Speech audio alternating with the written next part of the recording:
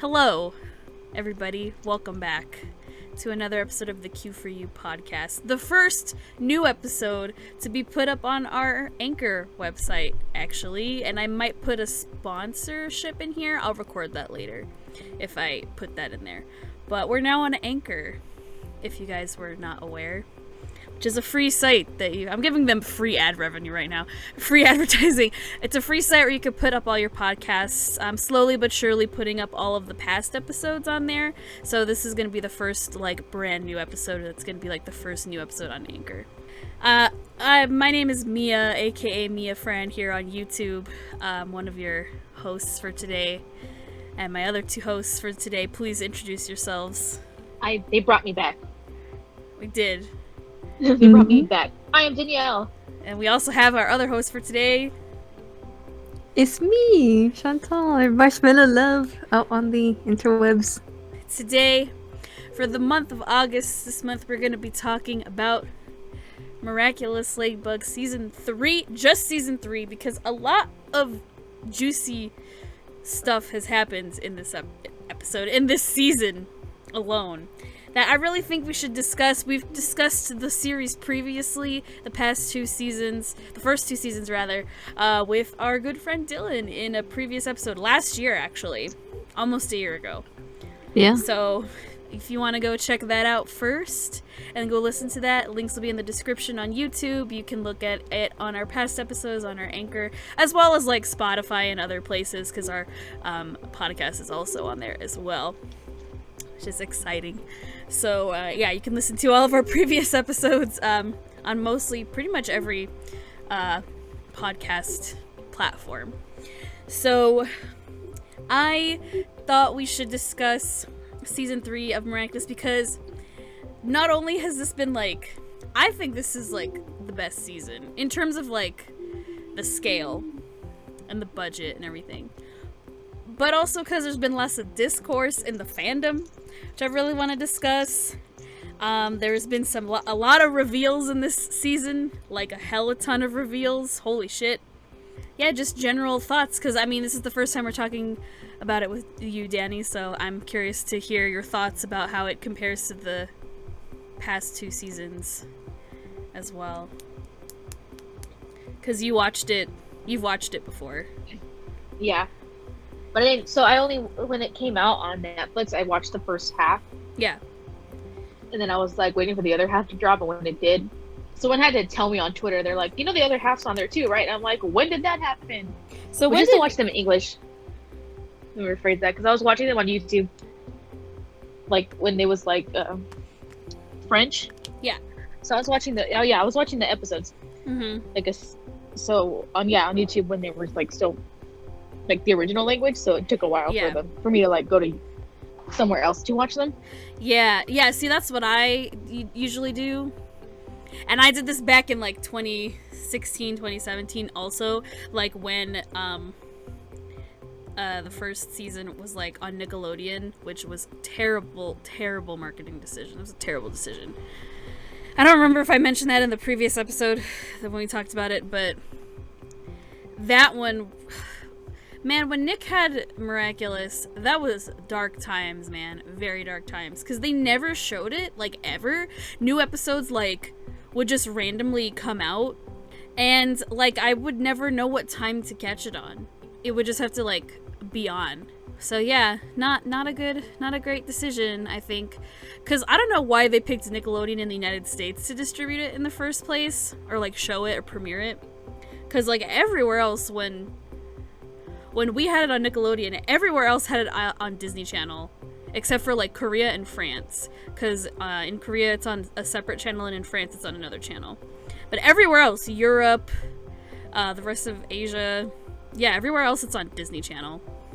Now they do show reruns of it on Disney Channel here, so thank God.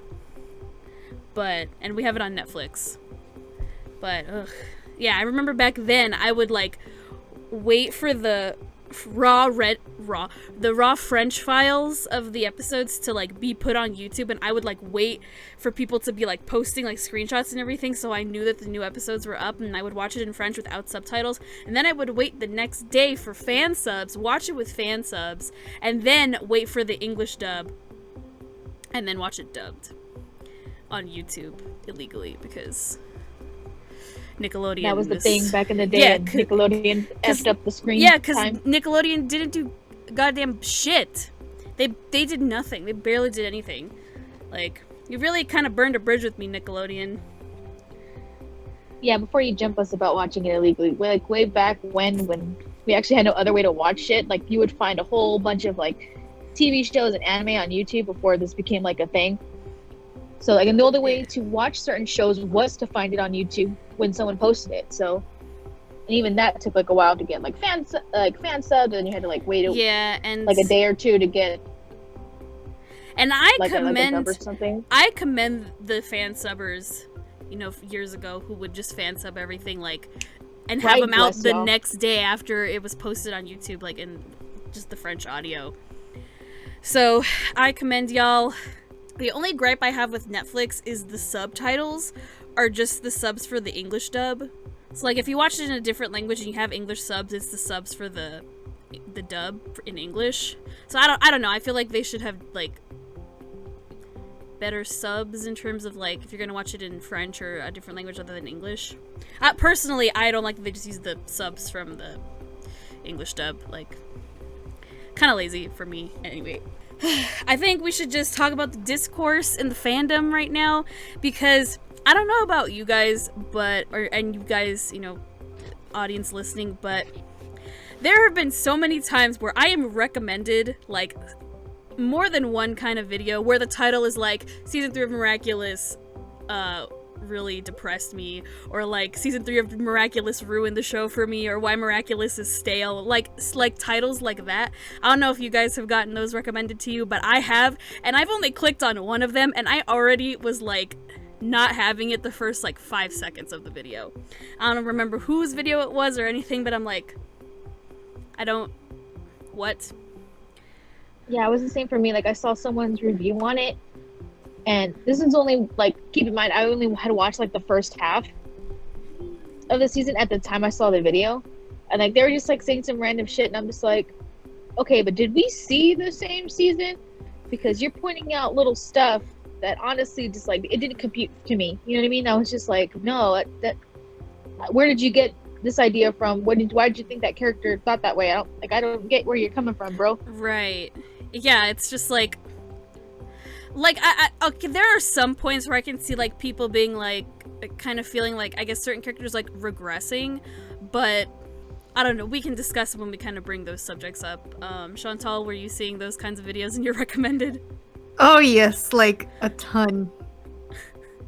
Like not just one, but like literally my whole recommended was just all like a bunch of videos like back to back and back. I'm like, what is this? Why is it showing up? Yeah, and it's just kind of like, I don't even remember what this video I started watching even like started talking about, but I know one of the biggest problems a lot of people in the fandom had with this season was like Marinette's personality, like how she was going about doing things. So, like, a lot of people were saying, like, oh, she's kind of regressed back to, like, who she was in, like, season 1, to where she's just kind of, like, really love-struck all the time. She's being really selfish this season. Like, I don't know, a lot of people are saying they don't like Marinette as a character in season 3. I can kind of see that. Like, Ladybug is fine, but it's Marinette as herself where people have, like, a problem. Yeah, I can see. Because she does make some questionable choices. Yeah, I agree with them to a point, though. Like, the way I see it is that she's, in her own way, she's trying to push herself to, like, I guess, be less shy about trying to talk with Adrian and, like, trying to push, I guess, create a situation where she can, like, further her relationship with him any way that she can. She's just not going about it the right way. But you also have to understand, she's under a lot of stress for someone her age. Yeah.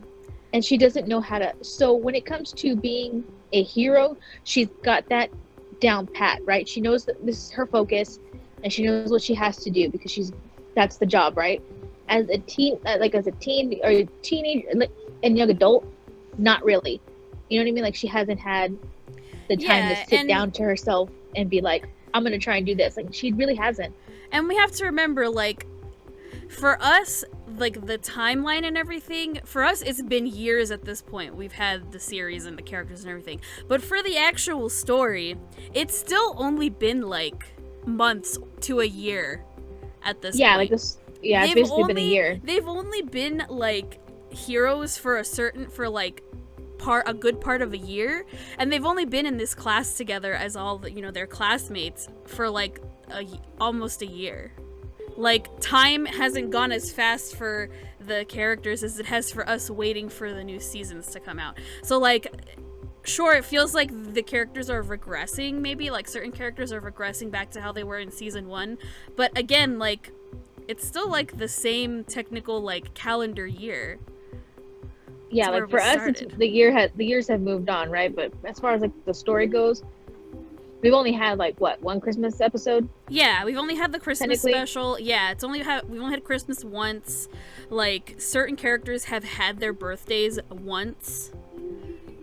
Like, so, you know what I mean? So we've technically gone through, like, a year and a few months after that, as far as, like, story time. Yeah, like, because, like, the timeline is still really, like, what the fuck?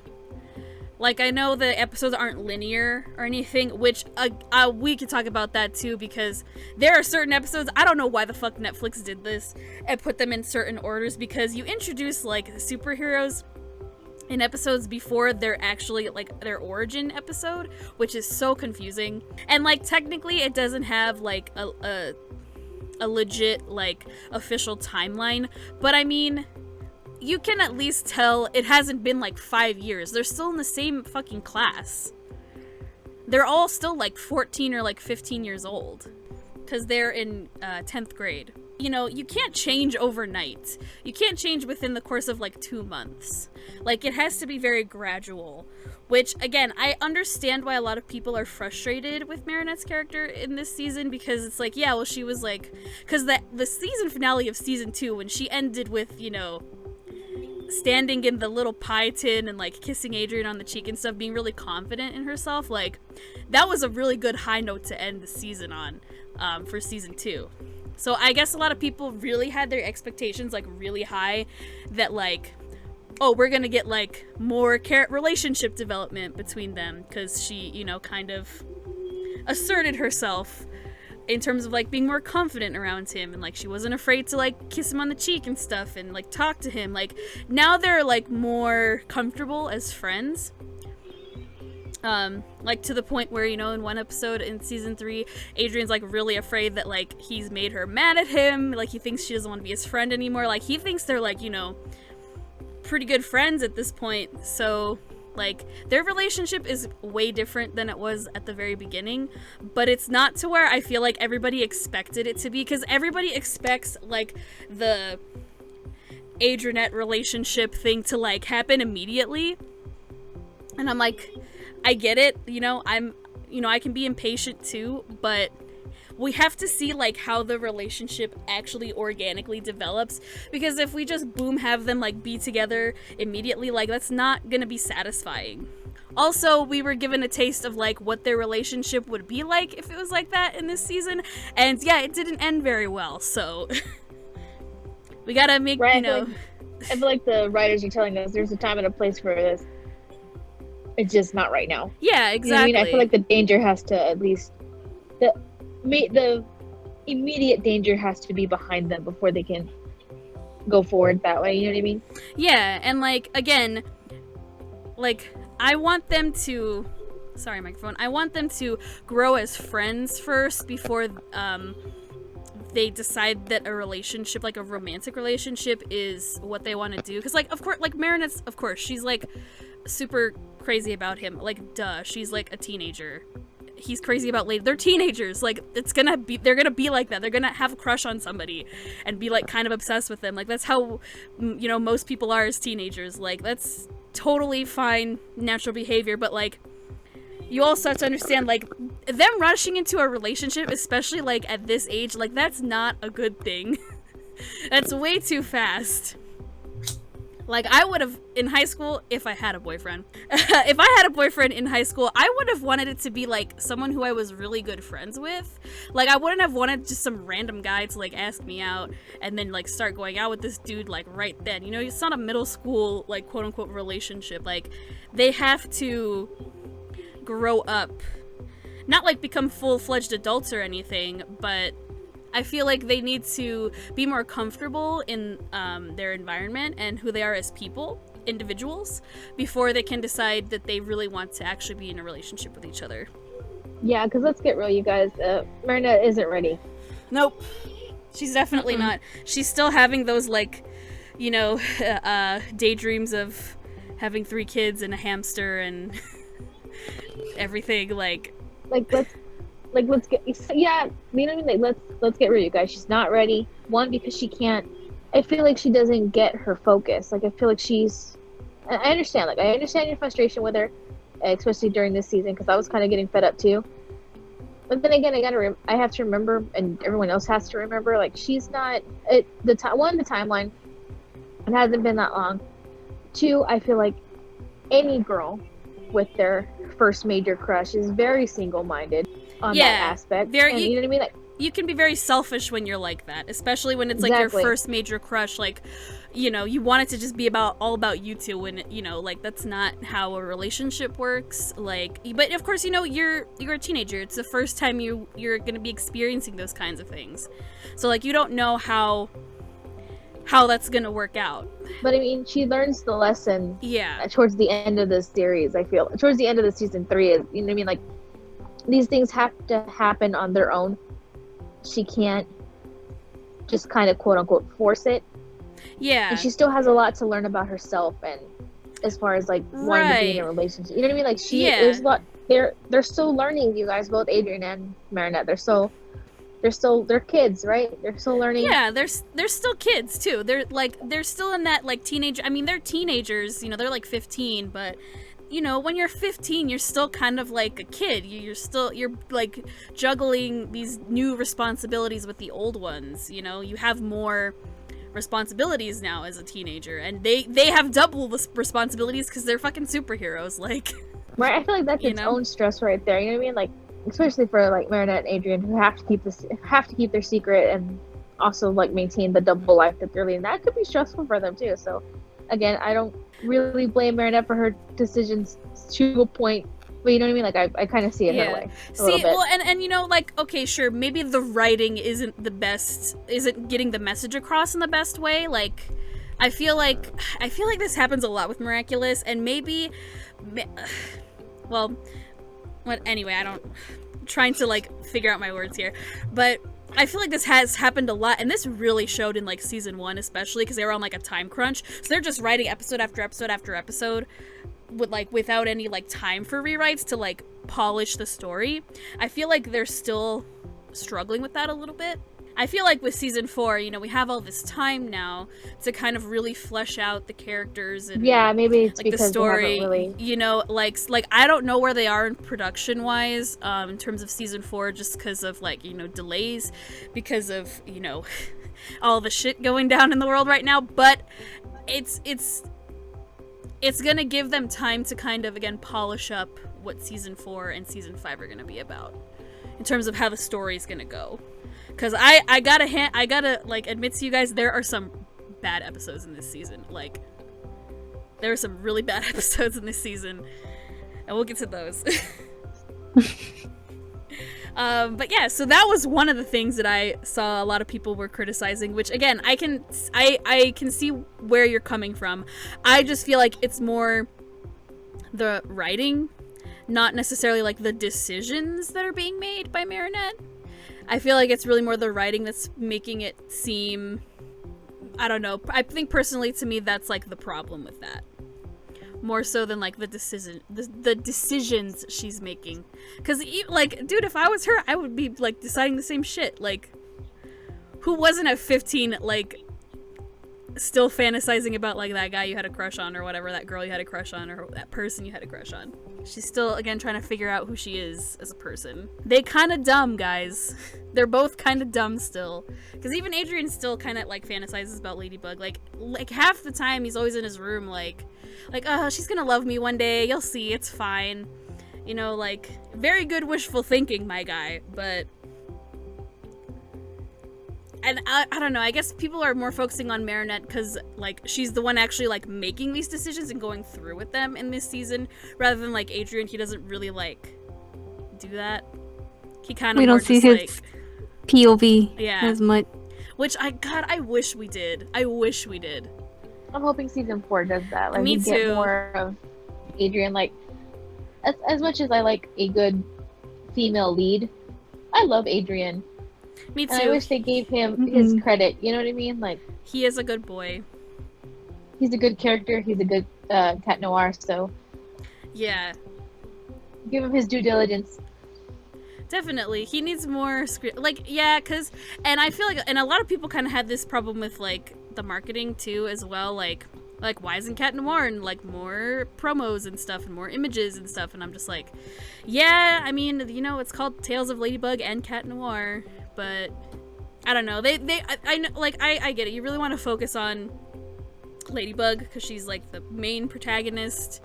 Like, Cat Noir's also the main protagonist. Also, yeah, I said also twice. But I feel like, again, yeah, they're centering it more on, it's a female-driven series. You know, because it's like magical girl, superhero. So it's like, you know, they're kind of more marketing towards like the Sailor Moon crowd. Or like the people that like the Marvel movies and like Captain Marvel, stuff like that. Which, you know, I enjoy all that stuff too. But yeah, I just kind of wish there was more focus on like Adrian's struggle, I guess, daily. Because, I mean, we get like his home life sometimes, like little snippets of it. But like, I don't know. I kind of at least want one episode where like he's just like the main focus. More, you know, like I want to see him do like all the dumb shit that Marinette does and trying to get his attention. Yeah, like sneaking around and stuff. A lot of people had problems with Chloe as a character because a lot of people were like, oh, she's finally getting redeemed, even though back when it was looking like that, a lot of people were mad and they didn't want her to get redeemed. And then other people were saying like, well, if she's gonna get redeemed, it better be a damn good redeeming like episode. Like, she better do something like damn good and redeeming to you know, make us not hate her. And then of course Lila came along, so like she's an even worse antagonist than Chloe in terms of like she's a bigger bitch. She's a good antagonist because I hate her. But a lot of people I saw were complaining about Chloe and they felt she was regressing. Like she's back to how she was in season 1, which I do not think that is true. Yeah, okay, I'm gonna say it, and it's, okay, y'all are gonna hate me, I don't care, but I'm gonna tell you, and I'm gonna say it for the people in the back, she didn't regress. She didn't have any kind of redemption throughout any kind of the seasons, and I'm gonna tell you why.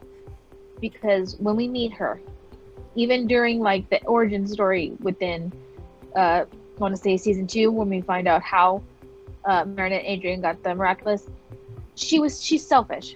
She thinks of nothing but herself. She knows that the people that are getting akumatized are the people that she's hurt, and she makes any type of form, any kind of way to apologize to these people. And she herself continues to be the way she is. And the majority of people that are akumatized are people that she herself has emotionally and mentally hurt. She has made no type of way to make better of herself. You know what I mean? She has made no attempts whatsoever to clean herself up. Not one within the seasons. And I will argue that to anybody. She didn't regress. She was still a snotty little brat, basically saying, oh, this is mine, I'm due this. And she felt entitled. When she didn't get what she wanted, she turned to another source. Like, I see no redemption qualities within this girl. And I agree with one person. If it's going to be a redemption arc for her, it better be good, because I don't like Chloe as a character. She has, again, there is no redeeming qualities that I see in this girl. like, yeah, oh, she's nice to her one friend and this, that, and the other. Like, no, that's not an excuse because she's shitty to Sabrina too. Yeah, she is. I think there's little tiny glimmers of like her almost like learning a lesson. Like there's times where but then she squanders it. Yeah, there's times where she does apologize, and this is throughout all 3 seasons so far, where she'll like apologize or she seems really sincere because, you know, she like looks up to Ladybug and everything. And like there are times when she's Queen Bee also that she kind of acts selflessly, but then like immediately just goes back to like being herself. Exactly, like you know what I mean. Like she has the quality, she has the ability to be a kind, sincere person. However, she is too self-centered. She's selfish to actually do it. Yes, there's been moments where she's been, where she sounds like she's sincere, but then she automatically reverts back. You know what I mean? So she doesn't. It doesn't stay that way for me. You know what I mean? Like I would have a positive outlook on her if she kind of meant it. Like there's a difference between saying, "I'm sorry this happened because, you know, I was being a jerk," but instead she's like, "Yeah, whatever. Okay, I learned. That's fine." Like, no, it's not okay. Actions speak louder than words. Yeah, I feel like the only time she's really like, she really like actually is selfless is when she's in superhero mode as Queen Bee, but she immediately ruins that when she reveals her true identity to everybody. Like, if she didn't do that, I feel like she would have gotten more chances to kind of like really help people. She would have, exactly. She would have been given the chance. Because she was selfish. It was like, because I really love the team dynamic in like the season finale for season 2 when it's Ladybug, Cat Noir, Queen Bee, Carapace, and Rena Rouge like together. I love that episode. I love that season finale. I love how they all come together and like, again, I love their dynamic. Like it reminds me of like, you know, all your favorite team ups, like Avengers team ups and shit like that. Like they have a good camaraderie as like comrades in battle as a team. And she fucked it up.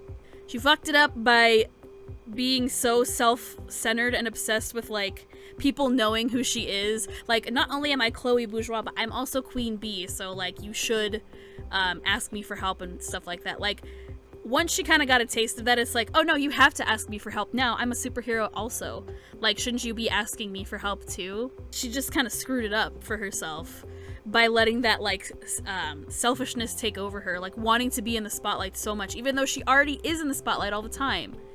Like, you're the freaking mayor's daughter, dude. Like, you're rich as hell. Your mom's like a super famous like magazine lady or whatever the hell. You literally have everything you want already, and then on top of that, like, you want the glory and everything from being a superhero when you have all of these rules to keep your identity a secret and stuff like that, which she chooses to ignore. Like, especially when she revealed who she was, I was like, girl, you could have had the opportunity to be Queen Bee multiple times had you just chosen to keep it a secret, and that would have been, to me, a small redemption for you. But no, you fucked it up by being like, oh, I'm Chloe and I'm Queen Bee. Like, really, you just revealed your secret, and by doing so have made yourself a target. Yeah. Like a dumbass. And that's one of the, see, if that wasn't a rule in this universe that's established already, like, then it's fine. Because then, you know, then it wouldn't be, I mean, I feel like she still would be selfish. Like, she hasn't regressed. She's still the same character as she was, like, in season 1. Again, with little inklings of redemption, but they have not come to fruition. And we learned exactly that she's, like, just as selfish as she was before, where she decides, like, that she's gonna become Miracle Queen. She wants the Miracle Box. And we even see it when she puts on all the other Miraculous at once and tries to, like, get them to all, like, utilize their powers and stuff. And, like, she basically tries to command all those Kwamis, like, okay, give me your powers. And they're all like, wow, this girl doesn't even know our names. She doesn't even know the commands to get the Miraculouses to work. Right? They were just, like, they were calling her out, too. They're like, you didn't say please, and you don't even know our names, so no. Yeah, so it's just like, no, she's literally the same person. that's where I like have like a big problem. Like I feel like a lot of people kind of use like their fanfic brain and their like fan art brain to like make their own amalgamation of like what they want this character to be, and they expect it to be that way, and when it's not, that's when they get really mad. Because I've seen so many fan art comics and like fanfics where like, yeah, Chloe actually changes as a person. Like, yeah, sure, that's my expectation, like that's what I would like, that would be nice, where, you know, she actually becomes friends with everybody and is like a genuine person. But like, yeah, genuinely nice person, but that wasn't the reality we were given, and we just got a deal. Yeah, like, but that's like that's one fan artist's like interpretation, like that's their AU, or that's like their headcanon, which that's fine, you know, you can have all of those, but like expecting that to be like the end all be all like of what it's supposed to be for the actual show, like that's not gonna happen. You're not gonna like change the writers' minds and how they want their story to go. Like, I'm sure we're gonna get some kind of change with all the characters, like I have no doubts about that.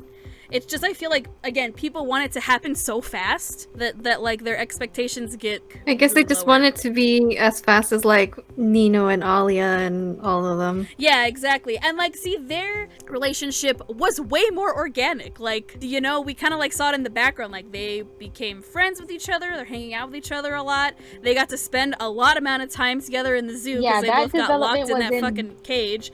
So, like, you know, and, like... Yeah, like, that development happened in the background. Like, we were watching it progress. It happened naturally. And that's why it seemed like it was so fast. Like, unless you, like, were paying attention, like, you were gonna miss some of the signs that they were getting closer. So you can't basically say, oh, it happened, like, a minute. Like, no.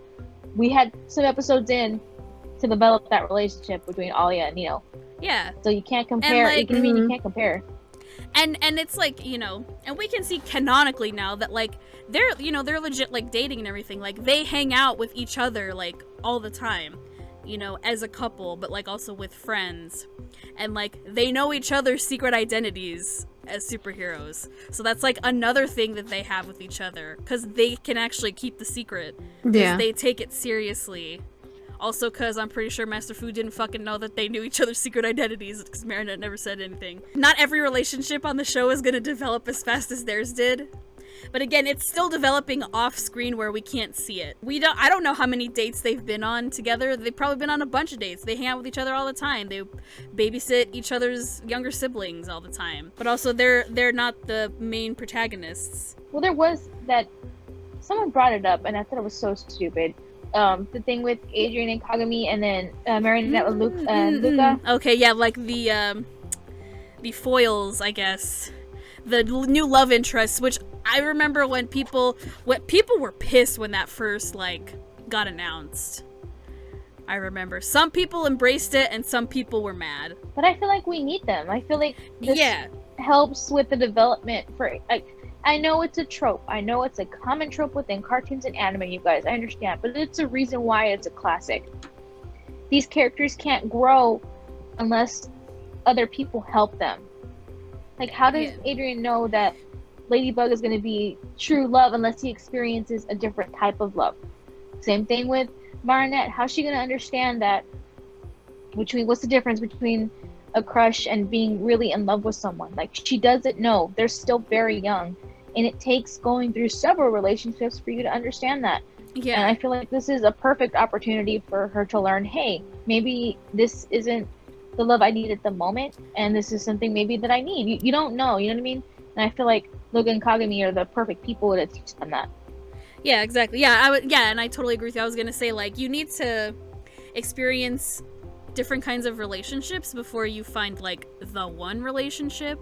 Yeah. You know, and as heartbreaking as that can be, you know, I mean, you don't know until you kind of try and, you know, see all of your options. Because if you have several options open to you in terms of, like, a relationship, I mean, why not? Why not give it a go? I mean, because, you know, like, you can tell that both of them, specifically, especially with Marinette, because they show it more often. But, like, you know, she thinks Luca's cute.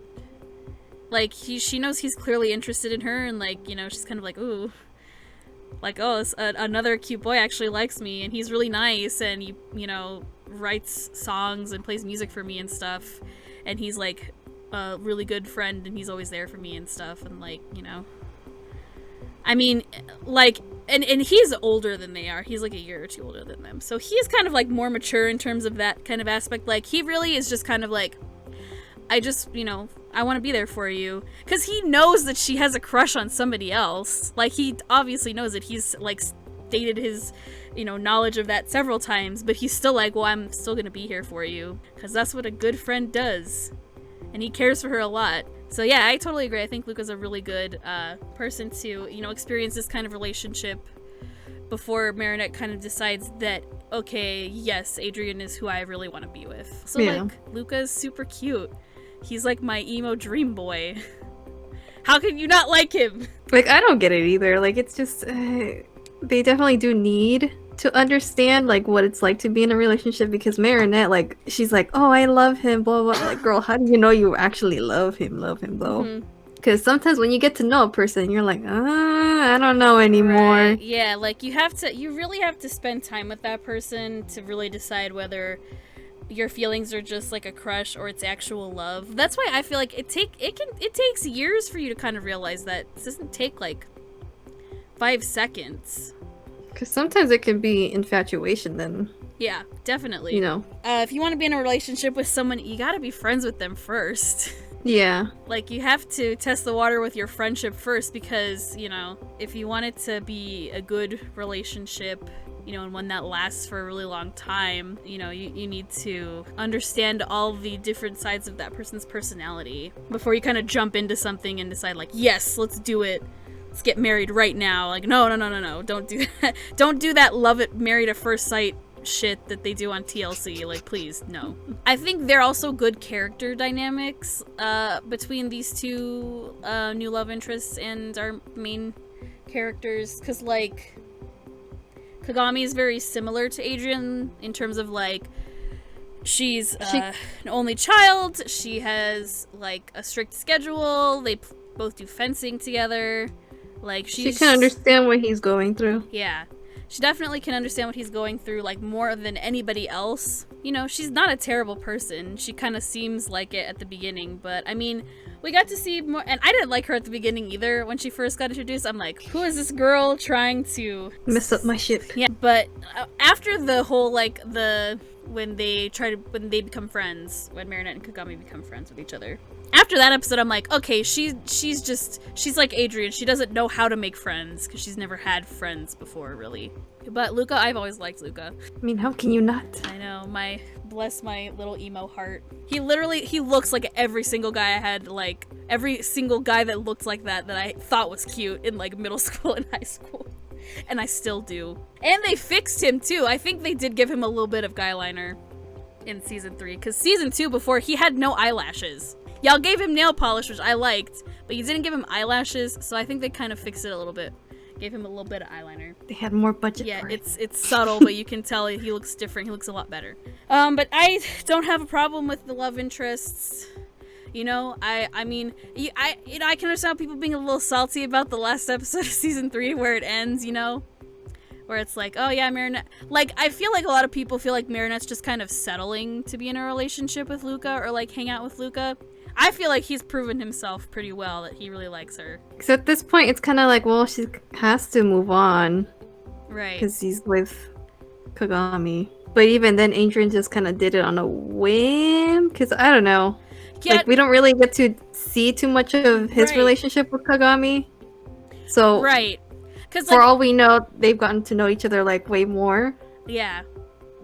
I feel like they've had the opportunities to get to know each other better, but I feel like Adrian's at that point, right, where he's like, I think he has an understanding now to where he feels that the infatuation he has with Ladybug is technically a fantasy that isn't coming to fruition, and he has to move on. He has to attempt to move on. And like any other person that has done the same thing, they are using, technically you would count Kagami as a rebound or a way to like kind of prove to himself that he can move on, or at least attempt to have a relationship with someone else. Which, you know what I mean? Like which, you know, I know a lot of people think rebounds are awful. Like, no, you don't want to be the rebound or whatever. But like, again, they're like 15. they haven't actually been in a relationship with the person they have a crush on. Like, it's fine. Like They're teenagers. you're right. They need to move on from this infatuation to an actual relationship with somebody who is, interested in them and wants to be in a relationship. Really get to know them. Yeah, like, because, you never know if you don't give that person, if there's someone you still, because, Marinette likes Luca and Adrian likes Kagami, like, they're friends. So, like, they're not, like, repulsed by them or anything. So why not, like, go on a date or something? I mean, Kagami did tell Marinette, if you're not gonna decide, then... I'll basically decide for you. Yeah. I'm gonna go after him. Not gonna, yeah. I think some people had a issue with the fact that I think someone said that they were really surprised that Kagami would choose the attempts of love over friendship. And I don't think that's necessarily what's happening. I feel like the things we see with Luca and Kagami versus Marinette and Adrian is that they're the opposite of them. Marinette is unsure of herself. She's unsure of how she should develop as far as, like, attempts of, like, getting Adrian's attention or relationships in general, right? Whereas Kagami is the opposite. She's like, I know what I want. I'm going to go for it. Hesitation gets you nowhere. Yeah, she's bolder than Marinette. So, of course, it's going to seem like she doesn't care. That's not true. She cares. It's just... And she's willing to go for it. Yeah, and we got more of that in season 3. Once she and Marinette become actual friends, Marinette chooses Kagami again to, like, be, what the hell is her super hit? Ryukyu? To use Miraculous again. And she even tells her, like, Marinette, as Ladybug, tells her, like, oh, I'm sorry that did I interrupt you being with, like, your boyfriend or whatever? And Kagami basically tells her, like, I really like Adrian, and, the only thing I don't want to do is I don't want to hurt Marinette, because she's the only other friend I have besides Adrian, but, my feelings for Adrian are stronger than my feelings of friendship for Marinette in this case, even though she really doesn't want to hurt her. Like, she's like, sincere about that. Yeah, she's sincere in her feelings of the fact that she understands that this friendship means to her. And I think in the back of her mind, she understands that if she pursues Adrian romantically, there's going to be a little bit of a strain with her and Marinette, because Kagami knows that Marinette likes Adrian too. Yeah.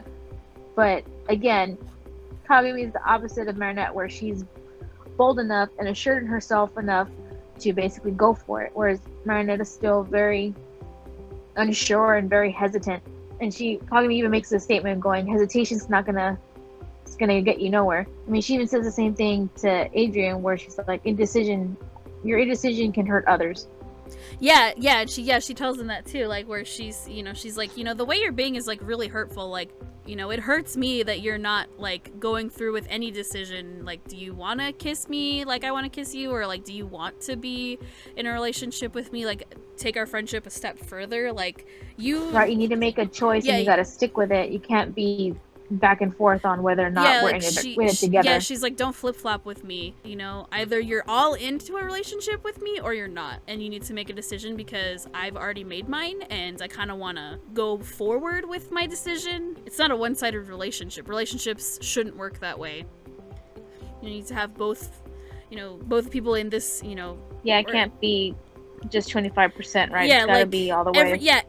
All the people in a relationship need to, like, give their 100%, because again, you don't want to actually, hurt that person if you, eventually decide, like, well, I'm not going to give it my all because I'm not really invested. It's like, well, you should have said so at the beginning that you weren't actually interested. Yeah. You don't want to raise her expectations so high that, like, when you do eventually, like, make your actual decision to, not be in a relationship, it's like, ooh, that's gonna sting real bad. And, like, breakups aren't easy. Rejection is not easy to deal with.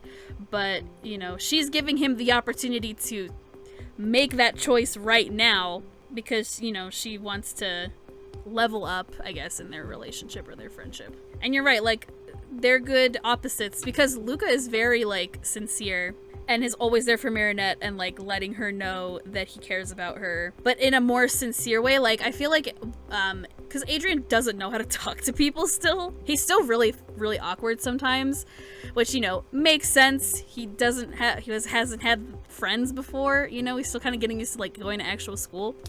So like, and when he does kind of be overtly like, you know, open about his feelings, it's when he's jokingly saying it in his, you know, superhero persona. And I mentioned this in the last episode when we talked about seasons 1 and 2. Like, I feel like Ladybug and Cat Noir are Marinette and Adrian's like true selves. Like, they can be their true selves when they're in superhero mode. You know, Marinette can be really confident and not clumsy, and like Adrian can be like really funny and like open and like really extroverted, because he's, you know, behind the mask and everything. But I also kind of feel like that kind of hinders him, because again, like, Luca's just really sincere in general as a person. Like, if he thinks you should know that he cares about you, he's gonna tell you, and he tells Marinette that all the time. Whereas like Cat Noir or Adrian, like, he'll joke about it and everything and be really playful and stuff, but it's like, dude, you really gotta like actually mean it. Like, you need to be just really sincere. Otherwise, she's not gonna take you seriously. Their interactions are still really fresh, I guess. I don't know, yeah, I think Marinette needs to hear that kind of sincerity and stuff from somebody who really means it and who really wants to be with her before she can kind of, like, make her own decision as well. Because she's being really indecisive, too, like Adrian is. And you can tell, like, that kind of hurts Luca, too, you know? I mean, he kind of, you know, grins and bears it, but, you know, I'm sure on the inside he's pretty, like, hurt about it. Like, you know, she's still not reciprocating my feelings, even though I've been pretty freaking obvious. I don't like seeing all the negativity, you know, on my recommended, saying like why season 3 sucked, or why season 3 was the worst season. Like, no, like, in terms of the seasons, I feel like the show has gotten a lot better than it was in season 1.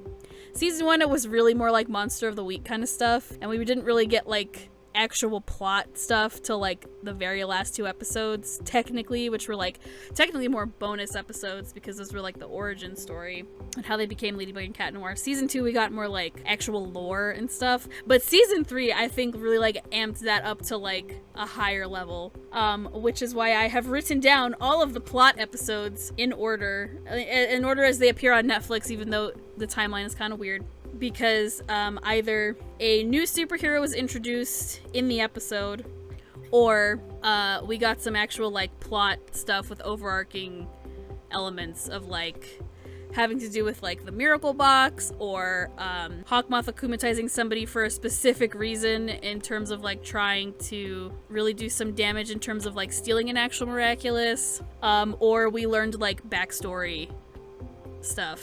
First episode I wrote down was this first episode of season 3 in order on Netflix, which is Chameleon. So that's the episode where we get our favorite character. Oh man, I don't know if she's your favorite. She's definitely my favorite character of all time, Lila.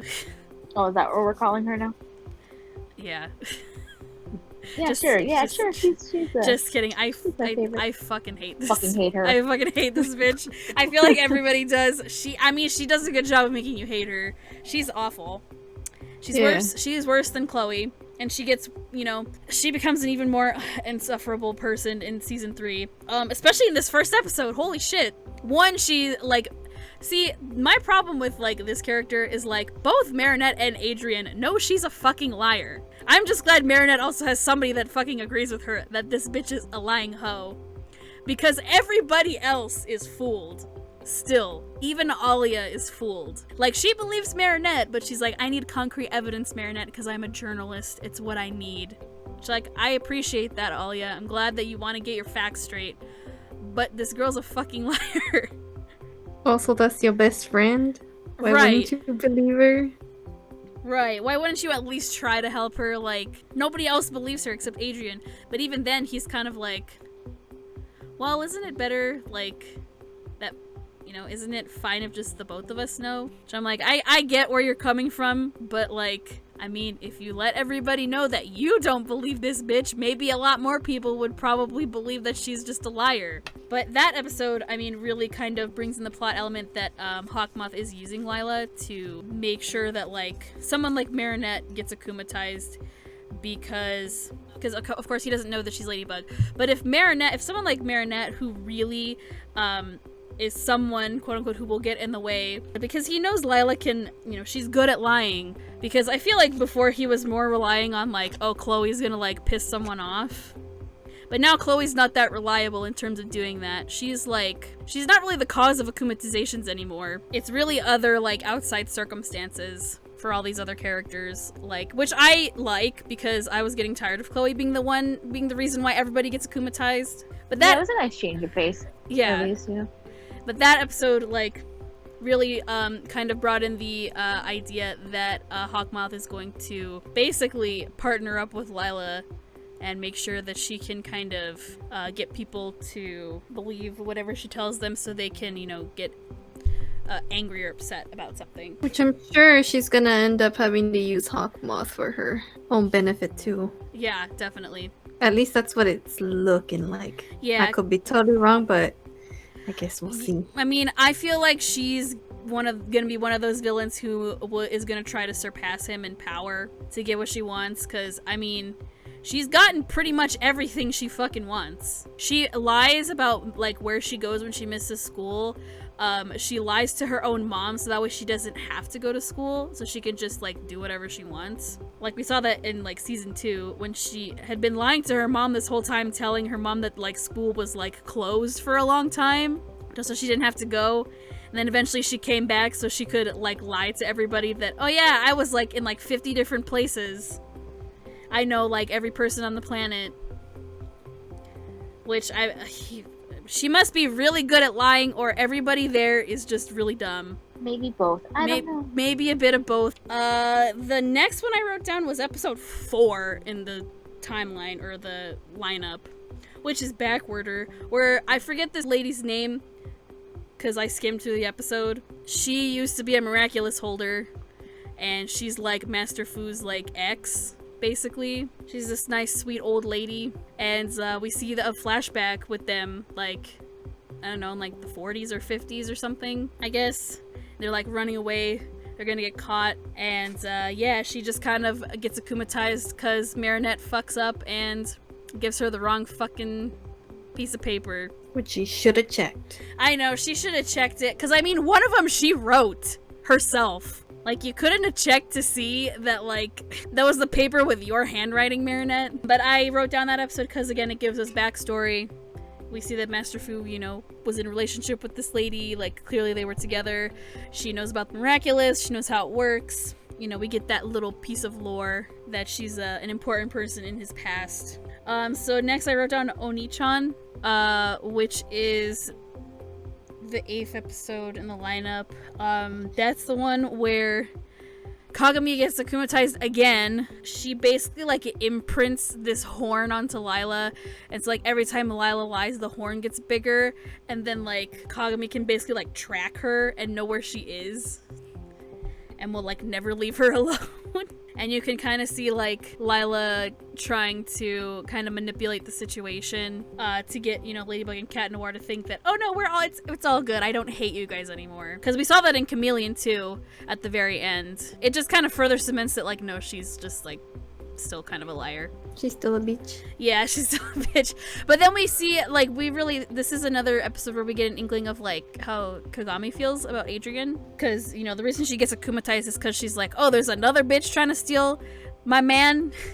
Oh, hell no. But she's more aggressive about it with Lila, I feel like. Yeah, because Lila, I mean, she a bitch. I mean, there's not I know, honestly, that's the only way to describe her, is like, she's a bitch. I will probably say that like 50 more times throughout this entire episode. I know, right? Like, just prepare yourself, you guys. So good. Okay. Yeah, I don't know. I don't have anything else to say, but I just thought the powers were kind of strange. Unless that ties into folklore, but I'm not sure. It does. Kagami is it's a rounded mirror. It's like an old Japanese rounded mirror. Yeah, so it's supposed to, like, the horn being on Lila, and it's supposed to basically reflect the lie. That's why. Well, there you go. Good thing we've got our mythology buff in here to explain. That was basically one of the Oni's powers, right? That she was basically able to, like, teleport from, like, Yeah, like as Or some long shit. yeah, as long as someone with like as long as someone answers their phone that's like right next to her, like she knows where she is. She can teleport there. Technically, it's a reflection or like Yeah, a the mirror. reflection So, of the mirror. Yeah, as so soon as they bam! answer it. Yeah, which that's cool. It tied in. I was just like, wow, that's interesting how they like tied it into there. All right, the next one I wrote down is gonna be probably like a lot of people's favorite episode of this season, or one of their favorite episodes. It's gonna be Oblivio. I like that episode, and not for the reasons people think I do. This is a really good episode because it gives you guys what you want. It shows that like Marinette and Adrian can fall in love with each other when they're not being dumb-ass dorks. Yeah, I feel like it gave me what I wanted, but at the same time, it actually showed that if they didn't know who they were and if they just had like a fresh start, it could become natural, right? Like they see the good. I feel like Marinette sees the good in Adrian without the knowledge of who he is, so she's able to be. I feel like it shows that she can genuinely like. I'm not saying she doesn't like genuinely like him or anything. I just feel like you see it, right? She's not nervous. She's like, oh, hey, you're this guy. Hi, we're in this situation. And it becomes natural for the two of them. Like, oh, hey, we're good at doing this, that, and the other. And I felt it was so natural. You know yeah, what I mean? like he sees like how smart she is and like how resourceful she can be. Yeah, Adrian can he's, like- appreciate and Marinette he's- yeah. outside of it. Yeah. Like he's really like astounded by that. Like he thinks it's really cool. So yeah, like it becomes really natural when they're kind of like they're quote unquote like learning about their relationship with each other, since they lost their memories. And like they kind of just assume that like, oh, we're boyfriend and girlfriend. Like we're probably already in a relationship with each other, we have pictures of each other on our phones, we're superheroes together. So that also kind of like helps, but like it's still organic, like how their relationship in the episode builds. Like, yeah, you're right. Like with a fresh start, if they didn't know who each other was and just kind of found themselves in that kind of situation again, they would totally. Yeah, it's a different call, right? Like they were able to appreciate each other for basically the stuff, like they were able to be themselves without having to put on masks or having their nervousness get the better of them. I felt like this was for lack of a better word, a more natural way to be. You know what I mean? It was a good episode, and that's why I liked it. I love how you see, like, I know the creator like clarified this, Thomas Astruc, he clarified this, when you see like the Ladybug vision or Marinette vision or whatever, like, yes, Ladybugs see like in black and white technically, but that's not why it looks like that. It's just, it looks like that so it'll show you like what they're focusing on. So that's why you see like when she's like focusing on something, it's like, oh, it's the red and the polka dots like on this item and this item and this item, everything else is in black and white. I like that they show that for showing you what's important. I like that they do that with Marinette and Adrian in their like own respective way, right? Yeah. Like, that's the way that they can that's what they're focusing on, so that's why the items are in like those colors. So it was a good thing. That like it was a little callback. That was good to see. Yeah, it was pretty interesting because like Marinette's not like all jumpy and like, oh my god, it's Adrian. She's definitely, like you guys are saying, more natural, which is fun to see because you never get to see that. Because that's how she acts with Luca. Yeah. So, like, supernatural. It's just really cute. I like seeing them kind of like flirt with each other, but like they're flirting with each other because in their minds at this point in time, it's like, oh no, we're already like in a relationship with each other. At least they think. Yeah, like they think they are, so like they can be, really cute with each other. And I like how you find out that Oblivio is both Nino and Alia. Yeah, which is like, what the fuck? It's hilarious. I like when they kissed at the end. That was really cute. Because that was like a legit, genuine, passionate kiss. It was very sweet to see, and like even Hakma says like, well, their secret love for each other is gonna be their undoing, and I'm like, you know what, whatever, but they do have secret love for each other, and it's really fucking cute. Till they get back to their senses. Right. And Marinette's like, no. I know, I like how you can immediately, as soon as they get like back to normal, like immediately she's like, oh god, and Adrian is like, oh wow, hell yeah, like hell yeah, send me that picture later, kind of thing. And I'm sure again it was a lot of people's favorite episode because they finally got their Adrianette shit. I mean, I love Adrianette. It's one of my favorite ships. My favorite ship. Not so much lately, but it was when I first started watching the show. My ships tend to change, my main ships, depending on what happens. But you got what you wanted. You got both Lady Noir, good Lady Noir shit, and some good Adrianette shit. Okay, the next one I wrote down was Party Crasher. I really like this episode a lot. This one is fun. We get Marinette and her boys. And this... Sorry, I just remembered when Adrian was like, but isn't Marinette one of my boys? And I'm just like, boy. And Nino's like, no, dude. And I wrote this one down because it's like, it's technically the first instance of 3 other freaking heroes. Because you have Monkey King, which is introduced in this episode, which is Kim. He gets the Monkey Miraculous. You see Viperion. Which is really funny, I know, by the way. I so love fucking that. hilarious. I know. Master Fu was like, oh god, did I make a mistake it's like maybe I know, right? Maybe I made the wrong decision. What did I do? But it turned out okay. Yeah. It worked out fine. And when I first started watching the show, I was like, I fucking hate Kim. He's so annoying. Like, he's just so annoying in the first season. But then here, he really does show he has heroic qualities. He's really a nice dude. He's just kind of an idiot. He's just all bronze and no brains sometimes. Yeah. But he immediately knows what he needs to do to save everybody, which is great. And his transformation was pretty cool. That one was pretty cool. In terms of transformation sequences, a lot of these were really good. So you got Monkey King, you have Viperion, which is Luca, show up. He gets the Snake Miraculous, and then you have Pegasus, which is Max, who gets the Horse Miraculous. I hate his transformation. We'll talk about that when we talk about that episode, because I hate the color scheme that he gets. I hate it. I think it's so ugly. You couldn't give him I get it, he's supposed to look all matrixy and shit as he jumps through portals and stuff, but I don't know, I hate the color scheme for his transformation. I think it's so ugly. I hate the turquoise and the brown together. It looks really bad. Yeah, I always thought that was a weird color scheme. Yeah, look, in theory, I guess it was cool because Max is supposed to be the tech guy, right? Yeah. It just it was weird. You know, Yeah. it wasn't a bad, it's not horrible. It's just it throws you off as far as the color scheme. Yeah, but I think his powers are cool. I like that they picked Max for that one. I like the weird YMCA village people reference they have in this episode. Yeah. It's so weird, but I like the song. It's so catchy. I can't sing it, but it's really it's fun to watch. I like that they have a boys only party, and Marinette's trying to just get the fuck in there, and she's like, why is everyone else getting invited to this and not me? I like that we kind of get to see how Hawkmoth also harvests the butterflies, which was interesting, and he doesn't even know that this shit is going on in his own fucking house till the power goes out. Because, again, we get a little bit more, lore, so, how... because it's true, right? It's where the fuck do all these butterflies come from every time he transforms into Hawkmoth? Because they're all right there. Because they're real.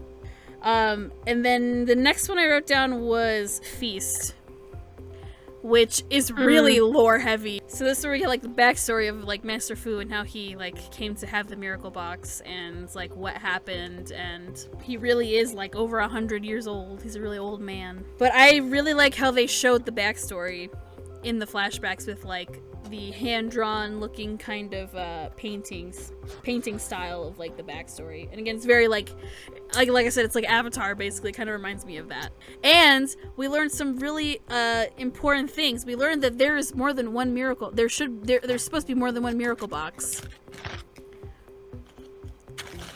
Which means that other miracle boxes hold other miraculouses of other animals. But we will probably never see them because they were all destroyed, because Master Fu used the Peacock Miraculous to create a Sentimonster, which is a thing the Peacock Miraculous can do.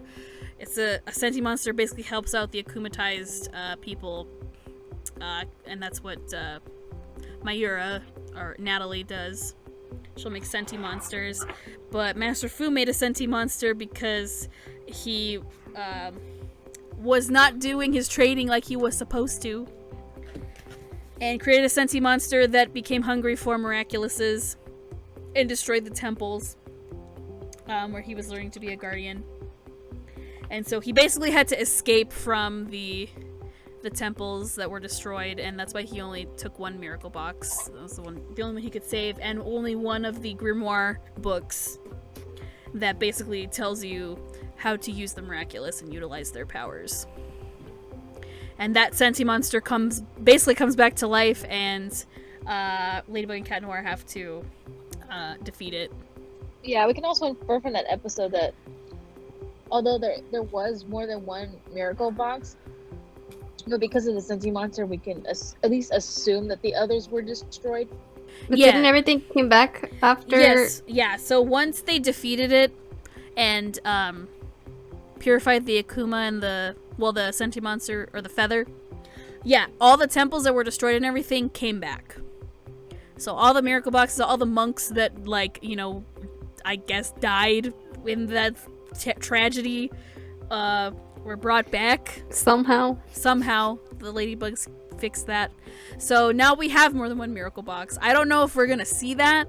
Probably not, unless like they bring it in for like a plot. Yeah, probably not, but it's cool to learn that there's more than one box, which means there's all different kinds of miraculouses.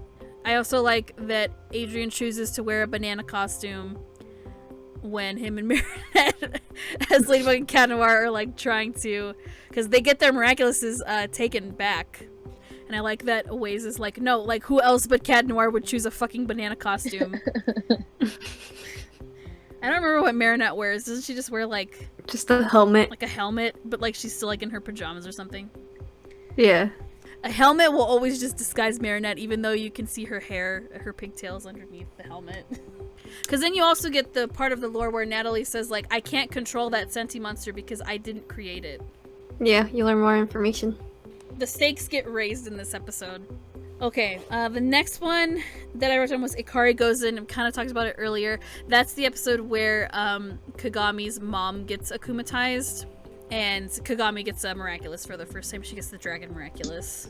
Because she can turn into like a lightning dragon, a wind dragon, and a water dragon. I mean, it's in her name. Yes, it is.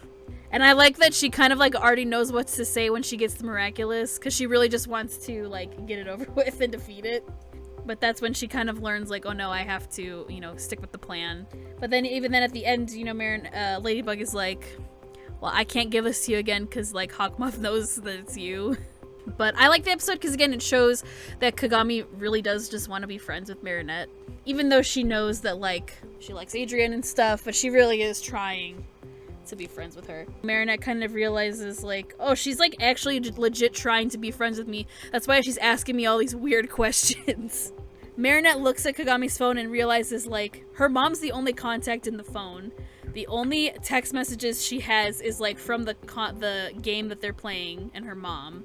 And you know, like she really, like she doesn't even have Adrian's number as like a saved number on her phone. Like she can't have friends. And then I like that Kagami gets to see that like Marinette really is a good friend because Marinette, you know, tries to help her with her mom. It's really cute. Yeah, because it's like, because I don't want to hate every fucking new female character that comes into the show because they just, you know, want to ruin Marinette's life and steal Adrian from her. Like, damn, we already got 2 other characters doing that shit. Don't need a 3rd one.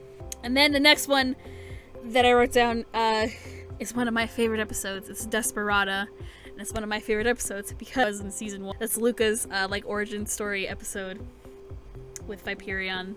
Also, we get Aspic, which is like when Adrian has the snake miraculous. Which he's very, very dumb. Yeah, no, he like really sucks at using it. He fucks up a lot. One of the things that this episode really drills into you is that Master Food chose Adrian to be Cat Noir for a reason. Like, there's a reason why a miraculous is chosen for a person. It's not, oh, I'm gonna pick this one. Like, Adrian was not a good fit for this for Sass, who was the Kwame for the snake miraculous. He wasn't a good fit, right? Whereas you gotta think about who he is outside of being, you know, the model Adrian, and it just felt like there's a reason. There's a reason why he was paired up with Flag, and he was Cat Noir. Like there's a reason for it, right? So him being, again, I don't think Marionette should have chosen Adrian, but again, it's that thing we've been talking about where it's her infatuation with him, and she's like, oh, well, he'll make a good Miraculous wielder, and I'm like, but that's not his Miraculous. Yeah, that's not a good fit for him. You think it is, it's not. And yeah, she wasn't focused, and she acknowledges that too. She's like, I wasn't focused with Adrian being a Miraculous wielder, and I'm like, yeah, because you thought it was a good idea and you lost your focus and you forgot the job.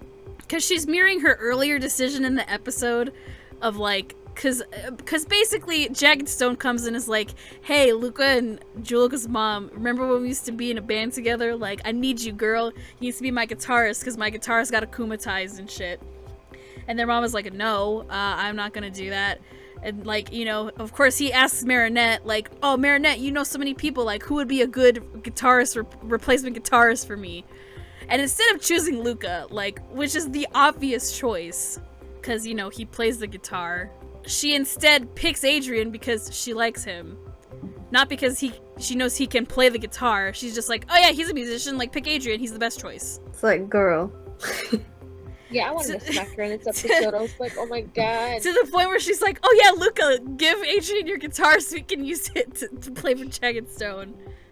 She gave me so much secondhand embarrassment. I know. It's just like, oh god. Yeah, to the like point where, you know, where again it mirrors her decision where she's like, oh, I know the perfect person, Adrian. I mean, to be fair, she also doesn't know that he's Cat Noir, so she doesn't know that he already has a Miraculous, but still, it's the wrong choice. Like, Master Fu also says you need to choose someone who's not gonna abuse its power, and what does Adrian do? Abuse its power because he's infatuated with Ladybug. Yeah. And that's exactly what Plague was trying to tell him too, and he's like, fuck you, Plague. I know. Do what I want. I know. Poor Plague. He's like, dude, like, why are you trying to mess up the good, like, partnership we have? Like, you have a Miraculous already. Like, we got a good thing going on. You don't need this. You need to tell Ladybug that she needs to choose somebody else. And he's like, no, Plague. She totally, like, because, yeah, it's his infatuation as well with Ladybug. He's like, oh my god, like, she chose me. Like, she chose me. Adrian, not Cat Noir. She chose Adrian to hold a Miraculous. And Plague's just like, dude, it's not how it works. And yeah, Adrian, he does abuse its power. He uses it so many times. To the point where he's like, I've been doing this for months, trying to save you. And each time he does, he's always like distracted, and he's like, oh, Ladybug, I love you. Yeah. To the point where he confesses to her during one of those times where he says, like, I'm actually Cat Noir and it's me, like, and I've been in love with you, like, this whole time. Just kind of like, what? And then he goes back, tries again. But then he realizes himself, which, again, it takes him, what the fuck is the number he says of how many times he's done this? It was like some rowdy number, too. I forgot the number myself. It was like over, like, 300,000 or something like that. Yeah. Like, a stupidly huge number like that. But, like, he finally realizes, like, no, I'm, like, the worst choice for this. Like, you need to pick somebody else. And then, of course, that's when Marinette, or Ladybug, realizes, like, you're right. I was dumb. The answer was, like, right there all along. And then she gives it to Luca, who thinks methodically every time he uses his power to defeat the villain. Also, his transformation is my favorite one. Like I said earlier, I fucking love his transformation so much. It's so good. So cute. Like, Adrian's was cool, I guess, when he transformed to the Snake Miraculous, but, like, no, Lucas was, like, 20,000 times better. And he's just so chill. Like, I just love that. I like that that's, like, he's just really chill. And, again, I like how he, takes his time, but not too much time, to figure out what he needs to do, or what they need to do to defeat the villain. Okay, the next one I wrote down was Star Train, because that is the episode where we first see Max get the horse Miraculous. Also, we got some cute-ass Marinette and Adrian moments in this one, because they sit next to each other on the train, and listen, and she falls asleep on his shoulder, and he, like, doesn't mind. And which I thought was really cute. I know, that was so cute. Yeah. There's a lot of theories, going around. I don't know if you guys have seen these, where it's like a compilation video of like Adrian's like deep-seated secret crush on Marinette, but he doesn't know it for like 5 minutes, or like every time Adrian's feelings for Marinette start showing, or something like that. At least Adrian is a character. Marinette, not so much. I don't feel like with Cat Noir, but Adrian definitely as a character is like slowly but surely like realizing how cool Marinette is, like how she is as an actual person.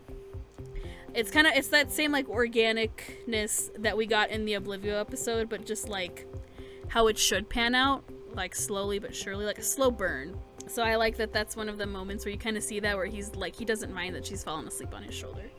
He doesn't mind sitting next to her on the train ride. Again, I don't like the colors for Max's transformation. I think it's really ugly. They could have done it better. I think his transformation is kind of boring too. But his powers are cool. And I like the Miraculous. It's like Matrix sunglasses. That's cool. Yeah, that was pretty cool. It was. It's interesting that it's the horse Miraculous that does the teleporting, like, portal thing. Like, that's pretty cool. I'm curious to see what some of the other ones can do. Like, I'm curious about the dog Miraculous. Like, what the fuck power do you get with that? Or the pig Miraculous? Like, I want to know what the cow Miraculous does. Right? Yeah, I want to know what the cow does. You see the cow Kwame, and I was like, you're so cute. What do you do? I know. Some of their names, though, like the tiger Miraculous, the tiger Kwame's name is Roar, but it's like Roarr, because they have to have like 2 letters, one after the other. You know what the dog Kwame's name is? Do I want to know? It's kind of obvious, but it's Bark, but with 2 K's. Freaking knew it. But it's with 2 K's at the end. I guess simple is always the best way. Some of the, at least those are their names in English. I don't know if it's the same all over the different languages, or at least in French. Because some of them is just like a made-up word, like Tiki and Plag. Like, they're gonna be the same in like all different languages because of just their names. But like Bark, I don't know if that's the same in every language. Like, I liked when Marinette used the mouse Miraculous, or the rat Miraculous. I'm gonna call it the rat Miraculous because it's the Chinese zodiac, plus like the other ones that aren't in the zodiac. But I didn't write that episode down, but I like that one. I should have written that one down because she uses another Miraculous. I'm stupid. And we got to see the fusion. Oh, the unity? Yeah. Or the unifying them. Ability? Yeah. That was cool. The multi-mouse. That one was cool. But also Tommy that... Buster, I think it was. Yeah, it is that one. We can talk about that one too, really quick. Call Me Buster. Yeah, I like that you can see the unifying ability. But it's also another one of those things where it's gonna be hard for them to believe, eventually when they do figure it out, because that's probably gonna have the reveal that Marinette is Ladybug, because you see that it's Ladybug giving Marinette the mouse Miraculous, or the rat Miraculous, to kind of like get them off her trail, I guess, to figure out that she's Ladybug. Yeah. But yeah, we get to see that in the season finale to the Unify ability. The next one I wrote down was Time Tagger. That one was important because we got to see Bunnix again. So we got to see future Alex. Well, actually, that's the first time we see Bunnix, because Nino's little brother in the future gets akumatized by the Hawkmoth of the future, like when he's like an adult or like a young adult, and goes back in time, and that's when we meet Bunnix, and we find out it's Alex, and we find out that Alex's watch that she got all the way back in fucking season 1 is actually Miraculous. It's the rabbit Miraculous. And I like that her weapon is an umbrella, because it's like an Alice in Wonderland kind of like reference. Yeah, I think that's really cool. Also, I like that the rabbit Kwame's name is Fluff, which is really cute. I thought that was adorable. And it was like a little white bunny. Yeah, which is another reference. It's a white rabbit. Yeah, but that's so cute. I love that. And I like that it's Alex as an adult, so she can be kind of like a little more sassy because she knows more. Whereas like kid Alex is more just kind of like, wide-eyed about it, like, whoa, cool, like I get Miraculous in the future. But like future Alex is like, you know, you've caught on, like, really fast, Mini-Me. And she calls her, like, Mini-Bug.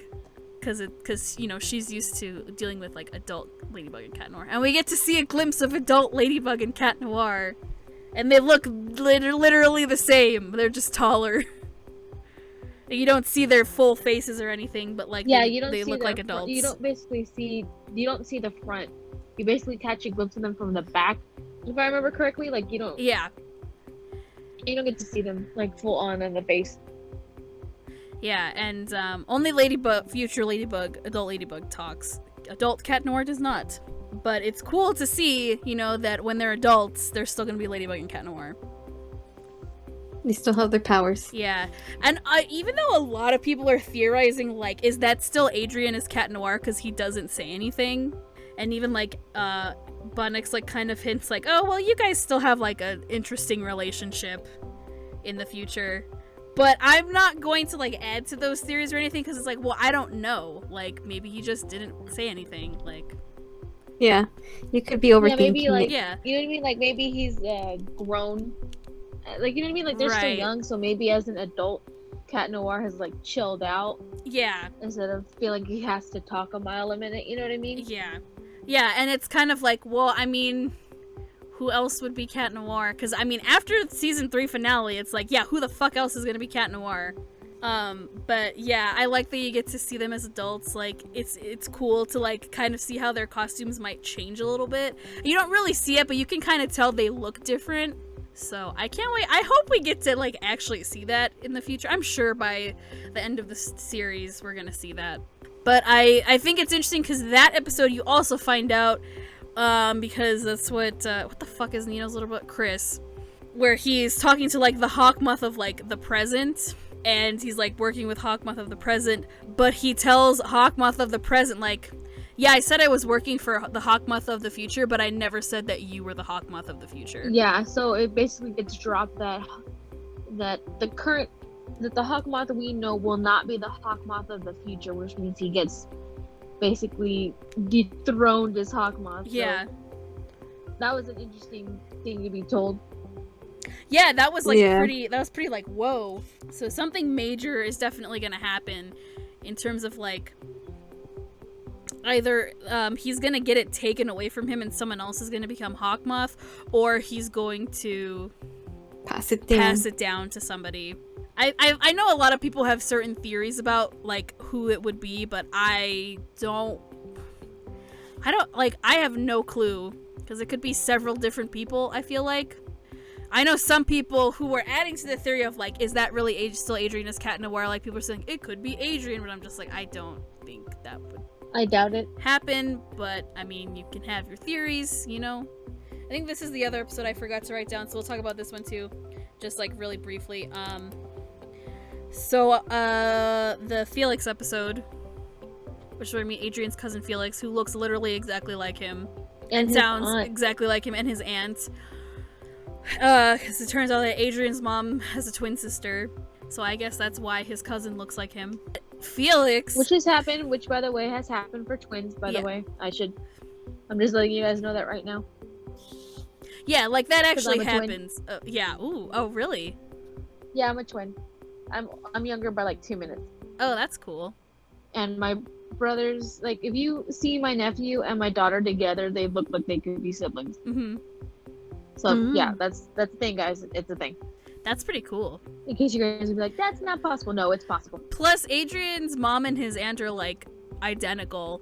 Yeah, that and they're identical twins. So it would probably make even more sense that, you know, if they both had sons, that they would, you know, look exactly the same, probably, or more identical than if their moms weren't identical. But we're still twins. It's an actual thing. I'm like, yeah, it's an actual thing. It has happened to, like, identical twins, where if they have kids, more often they're not, their children get mistaken as, like, siblings rather than cousins. That's pretty cool. Which, you know, that helps with the episode too, because Felix, disguises himself as Adrien, which he has done before when they were, like, little kids. Yeah, and which is what his aunt says is like, oh, you guys remember when you were little and you guys did this for a week? And I was like, yeah. But some other information got dropped in that episode too, not just the reveal that the mom was an identical twin, but the rings that they have were not Gabriel's. They were originally Adrian's mom. Like the rings belonged to Adrian's mother's family, not Gabriel. Yeah. And so his aunt is coming in this like, well, you know, those rings originally belonged to our family, so I would really like them back. Because you're not using them, technically. They have some sort of history with the rings. Yeah. Yeah, the rings have like a secret history. And I feel like they have like some kind of like there's something special about the rings. Like I feel like, as mean as this is gonna sound, I feel like Gabriel doesn't keep his wedding ring on for sentimental reasons. I feel like there's another reason why he was adamant to hold on to the rings. Like there's another reason. I'm sure we'll find that out later. I hope so. I hope so too, I hope so too. because they wouldn't introduce that if they weren't gonna like bring it back. I would. Yeah, hope. I feel like they wouldn't have dropped that information on us if they don't intend to use it later. Yeah. And I feel like it will, right? Because I feel like Felix made a point to be like to nab the ring. Yeah. Which he does. He successfully does that at the end of the episode. Yeah, at the end of the episode, he nabs at least half of the pair. Yeah. So I think he has an intention to come back and grab the other half. Yeah. Because that look he had, man. Yeah. There's something brewing behind the scenes. Yeah, definitely. And, you know, like, Easter egg, of course, because, you know, originally in the PV, I don't know if you guys have seen I know you've seen the PV, Chantal. I don't know if you've seen the PV, Dani. I have. Listening out there, the original PV, like, Felix is, like, the prototype of what Adrian became.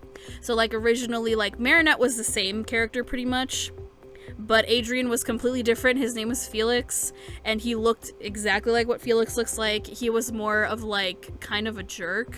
And he really was more like I know the concept really was more like he flirts with Ladybug and everything and tries to get her to kiss him because he's cursed. And the only way to like lift the curse is if like, you know, Ladybug kisses him. But then they scrapped that and made Adrian the character he is now. Like he's not a jerk, you know, he's the way he is. But they brought that back for this other character, which I always thought that was pretty interesting. Like, as soon as they kind of revealed that, like, that was one of the episode titles, like, everybody lost their shit. Adrian's cousin... Yeah, as soon as I saw that, I was like, wait a minute. I know that name from somewhere. Yeah. Where have I seen that name before? That includes Miraculous. And then I remembered the PV, and I'm like, oh my god! I was, like, super excited about it. Yeah.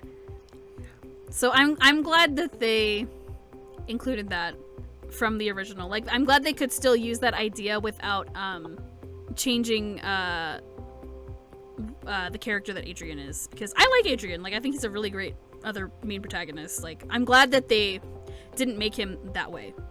I mean, maybe I probably still would have liked him because, you know, we all like our tsundere jerk kind of guys anyway. I'm glad they didn't go that route. I'm glad they didn't go too cliche. Now the next one I wrote down, whew, okay, this is where everyone is gonna be like, in the comments will be like, oh, cries. Cat Blanc. My god, this episode. We got some shit going down in this fucking episode, man. Oh, wow. What else is there to say? I feel like a lot of people had gripes with this episode too, but I really enjoyed this episode.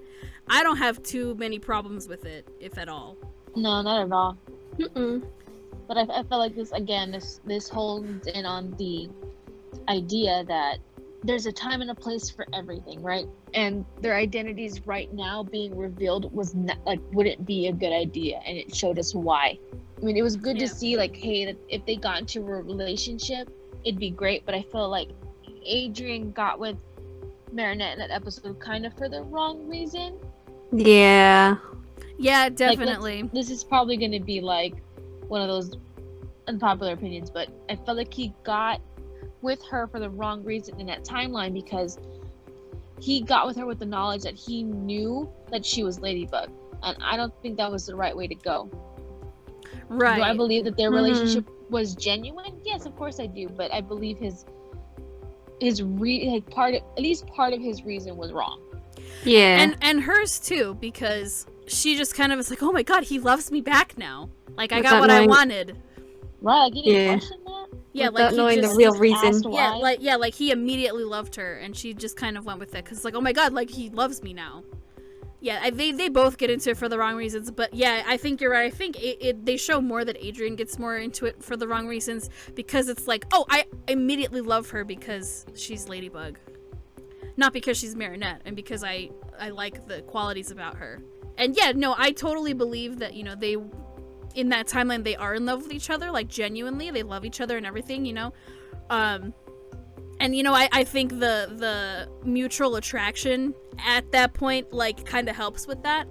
But it's like, but I want to see them, like, do that after they both realize, like, why and how they, like, are actually going to fall in love with each other as Adrian and Marinette. Yeah. Like, Marinette needs to see the Cat Noir qualities in Adrian and love those qualities, when, you know, right now she doesn't, because she doesn't know that side of him, and Adrian needs to learn about the Marinette qualities and love those qualities that that she has, aside from the Ladybug qualities. Like, it has to work both ways. They need to find those things out about each other and love those flaws as well. They're not perfect people. So yeah, I definitely think, like, we got the fluff we wanted, man. You know, they kissed and it was cute, and they said they loved each other, and, like, my heart was, like, getting ripped out of my chest when they had to, like, break up. And Adrian's like, no, but we love each other, and then he, like, chases after her. Like, I loved seeing that. And I like that, like, you know, how they revealed their identities to each other. Like, he already knew that she was Ladybug, and then he just reveals that he's Cat Noir to her, and she's like, oh my god. Like, I loved that, but at the same time, I'm like, this would really suck if this actually, like, happens in the actual timeline. Like, we see the destruction that brings. Especially because Hawkmoth finds out too. Yeah, like, and he finds out that Adrian is Cat Noir, and then instead of being, like, horrified about that and being like, oh my god, what have I done? Been a horrible person. I'm doing this for the wrong reasons. Like, nope, he decides to fuck his son over. Just and use him as a pawn in his scheme. And akumatize him, his own son. He plays dirty. All for the sake of the one thing he wants. Which, I mean, I still don't think it's been told super clearly. Like, I know he wants his wife back, but he's never actually, like, voiced why. Like, there's just a lot that we don't know. It's like... Because, I mean, we get clues here and there, especially, like, with Natalie, now that she's more involved. Especially of how she, like, passed away, so to speak, because Adrian's like, oh my gosh, you know, this kind of reminded me back when my mom was feeling kind of sick, and my dad brushed it off as, like, it was nothing, when it was something. I'm like, oh no. Yeah, we definitely need more information, because, you know, I don't know, is he really doing it for love? Because we saw in this episode, he'll screw over his own son to get what he wants. How do I know he's not gonna screw over his wife when he brings her back? Well, I think at this point, like, when it comes to an antagonist motivation, I feel like at this point, they've gone too far to go back. I feel like this is how I think of it, as the Mr. Freeze scenario, right? Is that you did it, the motivation was out of love, and at that point, that love becomes an obsession, and then the very thing that you cherished most becomes something dark. You let your emotions get the better of you. At first, I think, honestly, it was from a good place, but I think his grief turned it dark, and he just, at this point, you can see it in the episode for Cat Blanc that he's gone too far to go back. He's done too much. The feeling originally is no longer pure. Yeah, so I'm curious to see, like, what the fuck's gonna happen once she does, you know, wake up, if that ever happens. I mean, I would hope so, but it's like, this episode, like, it hurts, man. It hurts because, like, you feel so sad and so bad, like, when, like, Cat Noir is getting akumatized, and you're like, oh my god. Like, he's really struggling, you can tell. Like, you can hear it in his voice and on his face. You're like, oh shit. Like, he really doesn't want to give into the like, akumatized feelings, but he can't help it. Like, he doesn't know what to do. And then, of course, Marinette has to fucking call him my prince, and you're like, oh shit. Like, that just, like, wrecked my freaking heart, man. That was so sad. And then also, he made the moon get cut in half, and it looked like the Death Star. But again, I think that kind of shows you how destructive. Yeah, definitely. How destructive his power can be when it's, you know... If his emotions get the better of him and he's not in control, that's what can happen. Because even Plague by himself can do that shit. Apparently, Plague's the reason the fucking dinosaurs don't exist anymore. Stupid Plague. You're gonna fuck up the dinosaurs, bro. I think that's so hilarious. I know, I They love added that detail. I know, I love that fucking Master Fu has to go like, Plague, dinosaurs, you remember that? Like, oh yeah, where Master Fu was like listing all the shit he did with Cataclysm. He's like, hey, that was... And then I love how Plague like tries to play it up. He's like, hey, now...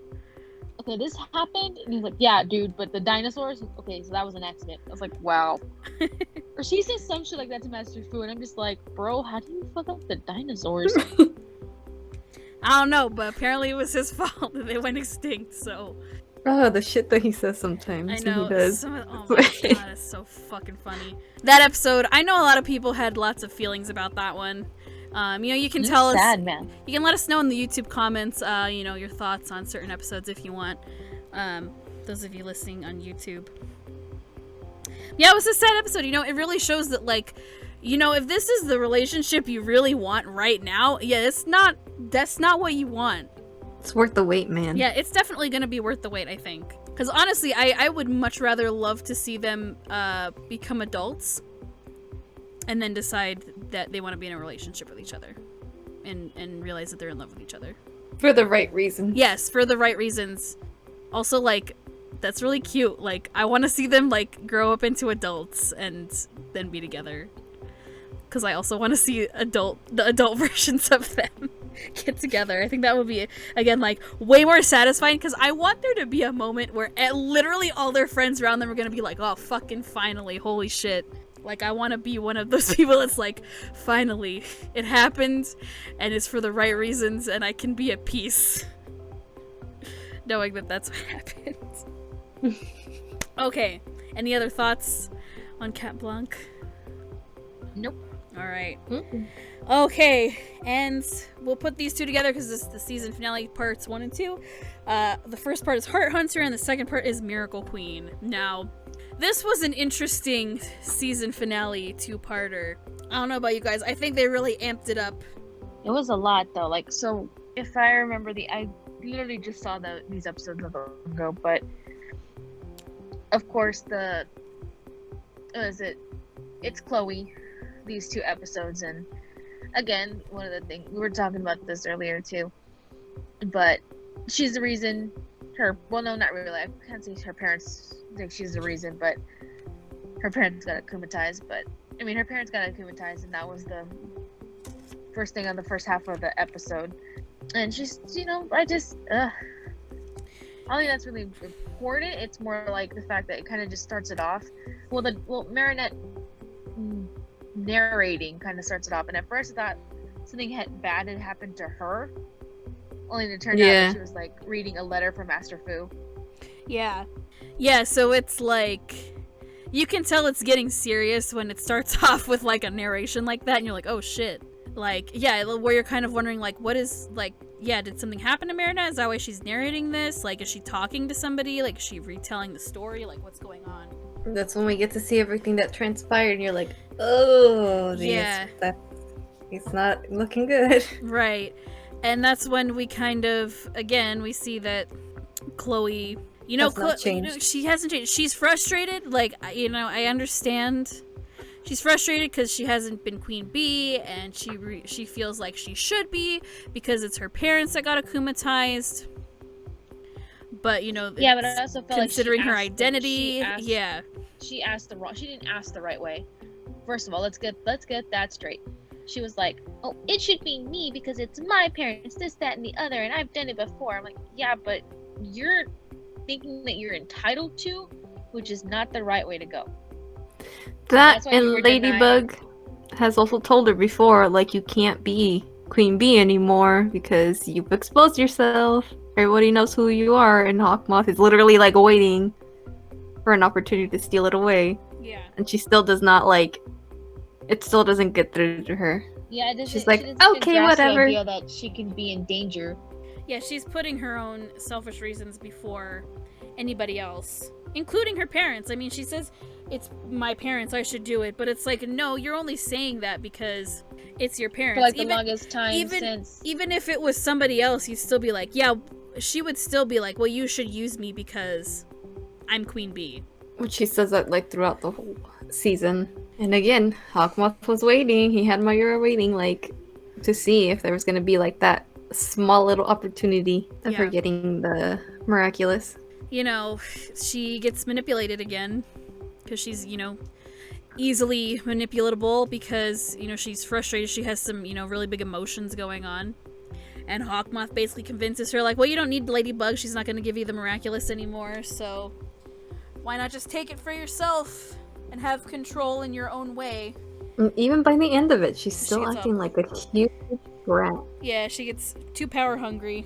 But then it really gets fucked up because then then Hawkmoth makes her call upon the other miraculous holders because she basically takes control of the whole city under her control, and she calls upon anybody who's ever had a miraculous to show themselves, and they do. So not everyone's identities are exposed. Everyone's identities are exposed to Hawkmoth, which really sucks because that probably means we are not going to see those miraculous People holders again or for a really long time. But that also, you know, gives us the opportunity to see the other miraculouses that we haven't seen yet with other characters. Yeah. I wanted more Viperion. You only got a little bit of time to shine. I know, you only got a little bit of time. I want more Carapace and Rena Rouge. Like, I want that so bad, and I won't be able to get it for a while, probably. Because Chloe fucked it up. Chloe fucked it up. And then her comments on, like, who it all is and stuff, and she's like, ugh, why did she pick these fucking people? And I'm just like, bitch. At least they didn't expose themselves. Yeah. But I feel like even if they were exposed, I feel like we'll see these characters again, mainly because they are the perfect fit. And at this point, it doesn't matter because Hawkmoth is still gonna search for the users. And if it's someone, I feel like at this point in the game, right, as we're entering the new season, if it's someone who knows the job, it's easier to get it done rather than trying to like blind faith it out where it's like, I'm trusting you to do this. It's like, no, you've done the job before. We gotta do this really quick before something bad happens. So we're gonna. I have a feeling we'll see those characters again. I definitely think at some point we're gonna get everybody who's had a miraculous use their miraculous. All together, we'll get a whole fucking end game battle or some shit probably. Do it. We'll get something like that. Fucking everyone shows up. Down for that, you guys. Everyone's gonna show up. Ladybug's gonna be like Captain America, like, oh shit, I got nobody to help me. I'd love that though. That'd be so cool. Me too. And then they can fucking Thanos Hawkmoth. I don't know. I just want to see someone turn to dust again. In Miraculous, because when that happens, like in season 2's finale, I was like, oh wow. But yeah, like it's I don't think this will be the very last time we'll see these characters like that. I just think it's gonna be a while. Yeah. Before they can pick up their mantles again and be superheroes. Marinette has more responsibilities now. Yeah, definitely. Yeah, she does, because now she's the guardian of the miraculous box. Right. The stakes have gotten a little higher. Right. And Master Fu has given up his guardianship title. Yeah, he's basically given up the title as guardian. He's given it to Marinette, which he stated in Kwame Buster he had intended for her to be anyway, but it just did it a lot sooner. Master Fu loses all memory of ever having... That's what happens when you pass your guardianship to the next person. You lose all memory of the Miraculous and those who were involved with them. So he doesn't remember. Which is really sad boy hours. Sad. I know, sad boy hours. Like, they were, both Ladybug and Cat Noir were trying to, like, He'd be like, You're oh, like, it's "Hey, us, you it's us, remember us?" Master Fu, and he's like, "Hi, who are you? who are you?" And I'm like, "Oh." I mean, at least we got to see him transform into his miraculous form at least once. One last time. And we learned that when they're adults, they don't revert back when they use their power. I feel like that's another thing that got added because I feel like you're more mature. Yeah. And you're able to handle the right, because even Hawkmoth, right? Yeah, even Hawkmoth didn't know that, because he's like, oh, now I just have to wait for you to transform back, because you just use your power. And Master Fu's like, yeah, that's not how it works, dude. You have a lot to learn about the miraculous yourself, even though you use it. Yeah, even if. Well, I feel like Hawkmoth does, like, he knew enough to use Nuru, but not enough to understand the full extent of it. Yeah. Yeah, like the extent of the limits of the powers, or what can be tested. I feel like because they transferred back, because again, I feel like with age comes experience. Mm-hmm. I feel like that was what Master Fu was trying to say. It's like, yeah, I use my power, but I'm not going to revert back right away. It's not like, I understand my limits and what I can do. You know what I mean? Like, that's not how this works. But now we also know that they have a copy of the grimoire, and part of it that fully translated too. Is what Natalie says, is that the copy that they got is fully translated, and then towards the end of the episode, they fixed the Peacock Miraculous. Mm-hmm. Yeah, it tells them how to fix it, and which of course Gabriel does. Which you're like, oh shit, like that's even raising the stakes even higher now. Yeah, because even with the messed up Peacock Miraculous, like Natalie as Mayura did some damage. So who knows what a fully fixed Miraculous, like, at least for the Peacock Miraculous, can do. Yeah. So that's going to be its own implication. Of course, now Marinette has her own more responsibilities, because she has to deal with the fact that she has to protect the Miracle Box, and she's responsible for the other Kwamis. So that adds to her. Now I'm wondering if she's gonna let people keep the Miraculous. Yeah, or if she's gonna let Cat Noir in on the secret. Maybe decide. This could be like a good. Yeah, and maybe decide like who gets what Miraculous too. Yeah, like she has to learn. Like that's probably going to be her other thing, which she'll learn in the season to like put more trust in him. Yeah, and make it a true partnership. Like I guess like strengthen their partnership. I feel like Cat Noir Adrian kind of says to Plaque, I think in like season 2 or 3, probably 3, I think, that he tells Plaque that like no one trusts me with anything. No, I think it was season 2, right? Where he's like, no one trusts me with anything. No one tells me anything. Yeah, that was season 2. Like, that was season 2, right? That was when Master Food decided like that, because even Marinette was like, I think you need to let Cat Noir like in on what we talk about, because one, he's asking questions all the time, and he has a right to know. Like, he's also Miraculous holder. Like, so I feel like this might strengthen their partnership as Ladybug and Cat Noir. Mm-hmm. I feel like this is going to be the opportunity for Marinette to be like, hey, we need to get together on this. The stakes are higher now. We need to be better about working together, especially with, you know, Master Food being gone. Like, he can't give us the answers anymore. We have to work together more than we have been. Yeah, definitely. I don't even know what predictions I have for the next 2, because I know it's at least greenlit for a 5th season. So we have 2 more seasons left. So there's a lot you can tell within 2 seasons, but I'm not sure. I hope that's what we do get, at least something like that in the future. Because I want their partnership to grow. Because like they trust each other right now, but I want them to really trust each other. Yeah. I look forward to more unifying fusion kind of things. Me too. Yeah, I feel like there's more to explore with that. Because I liked when Ladybug fused the Ladybug and the Dragon Miraculous, and I loved like seeing Snake Noir. I thought that was fucking cool. Yeah, that was dope. And I like that in these 2 episodes when Ladybug is like, oh my god, like it's all my fault. And Cat Noir just kind of like comforts her. And you can see she's even kind of getting jealous too, like, because he's not like overtly flirting with her anymore. too much, and she's kind of like, dude, what the hell? Like, she You kind don't of seem like you. yeah, like she's kind of jealous. Like, she's like, you don't seem like yourself.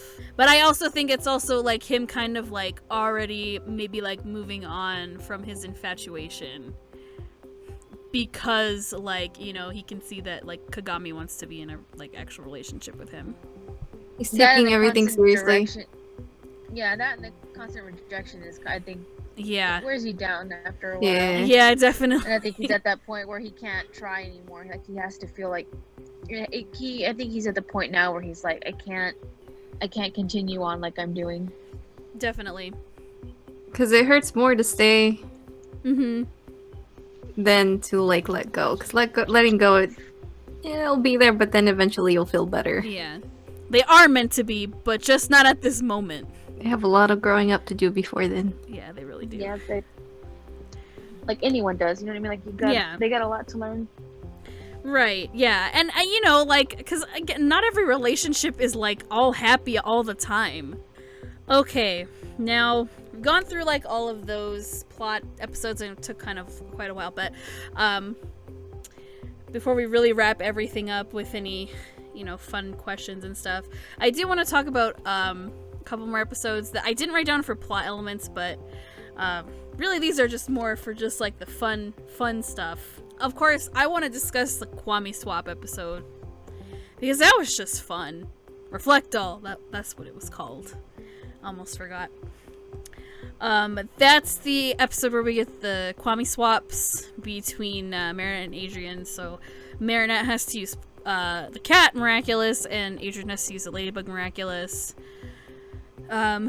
So we get the really cool, like, opposite transformations where instead of having a belt tail like normal Cat Noir does, like, Marinette gets like a long braided ponytail. It's like her tail, and Adrian just gets like a different looking outfit.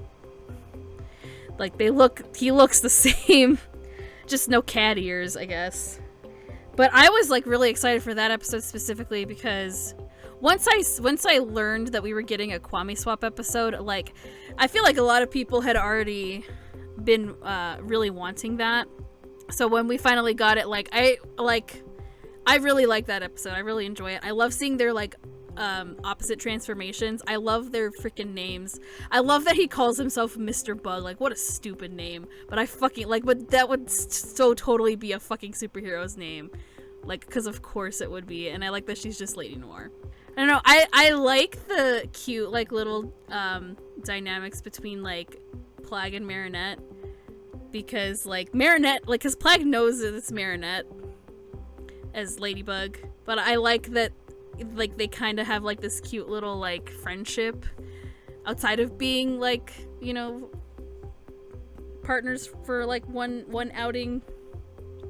Like, I think it's super cute. I love that like they're both like, oh, that was so fun. Like, it's just so cute. And then I really loved like, Tiki knows that Adrian is Cat Noir, of course, but I like that she kind of doesn't press on that or anything.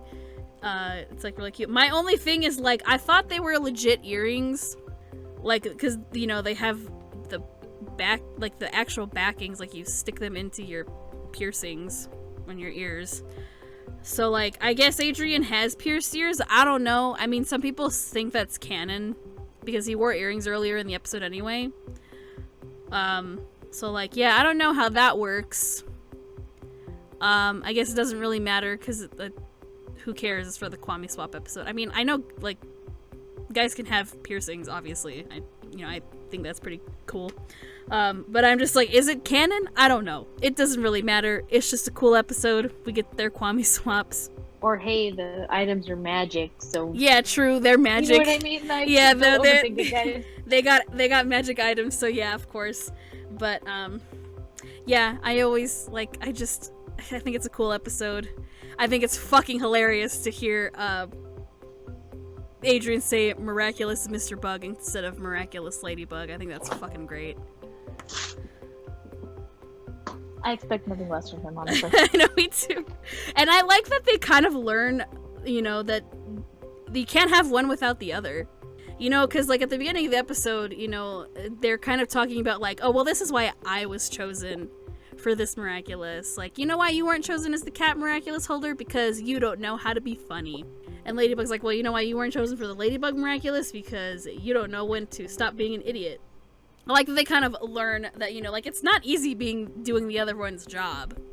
I think it was, like, what a cute episode. So great. Once again, proving that Miraculous user is chosen for a specific, like, you're, like, the person is chosen with a specific Miraculous in mind for a reason. Yeah. Like, it's not just some random coincidence about, oh, because he's this person, he gets this. Like, no. There's a reason why. Mm-hmm. And it's just Master a fun. Fu's not dumb. No, he's not. That's one I frequently rewatch. Just because I like to see their transformations. I like to see how they kind of, like, joke around with each other. When they're, like, you know, like, in each other's shoes. So I really love the Kwame Swap episode. It's so fun. It is. And, like, I was saying earlier, like, I love how once everybody found out that there was going to be a Kwame Swap episode, like, that's when, like, you know, people are like, oh my god. Like, what are their costumes going to look like? Like, how's it going to work? I mentioned earlier, I love how instead of, like, that her hair, like, her braided ponytail is, like, that's the tail for her outfit. Whereas, like, normally it's, like, his belt is his tail, but, like, hers is her hair. It's a long, black, thick hair. Yeah, I love that. I think that's so cool. Can't even tell it's Marinette. Yeah. See, and there you can't tell it's her. I like that, like, it can literally tell it's Adrian in a mask. Because he doesn't have cat ears. And but I really like that his eyes really stand out with the red around them. Like, they look really bright. Because they're not totally green like they are when he's Cat Noir. Mm-hmm. Oh, the Ladybug episode. When Natalie creates a Senti monster that looks like Ladybug. Mm-mm. That one was interesting because we got to see like really more an extent of, like, her power. Like, it doesn't have to be created specifically for someone who's akumatized. She can just make one. Yeah. And have control over it, and it can look and sound like the actual, like, whatever it is that she wants it to be. I feel like this is, like, an alternative version of the Peacock Miraculous's powers, though. You know what I mean? Like, yeah. we don't, like, we're getting a taste of what it's used for evil. Maybe there's a good reason. Like, if there's good intent, maybe the Peacock Miraculous can be used differently. But because, of course, it's in Natalie's hands, it's not exactly used for good.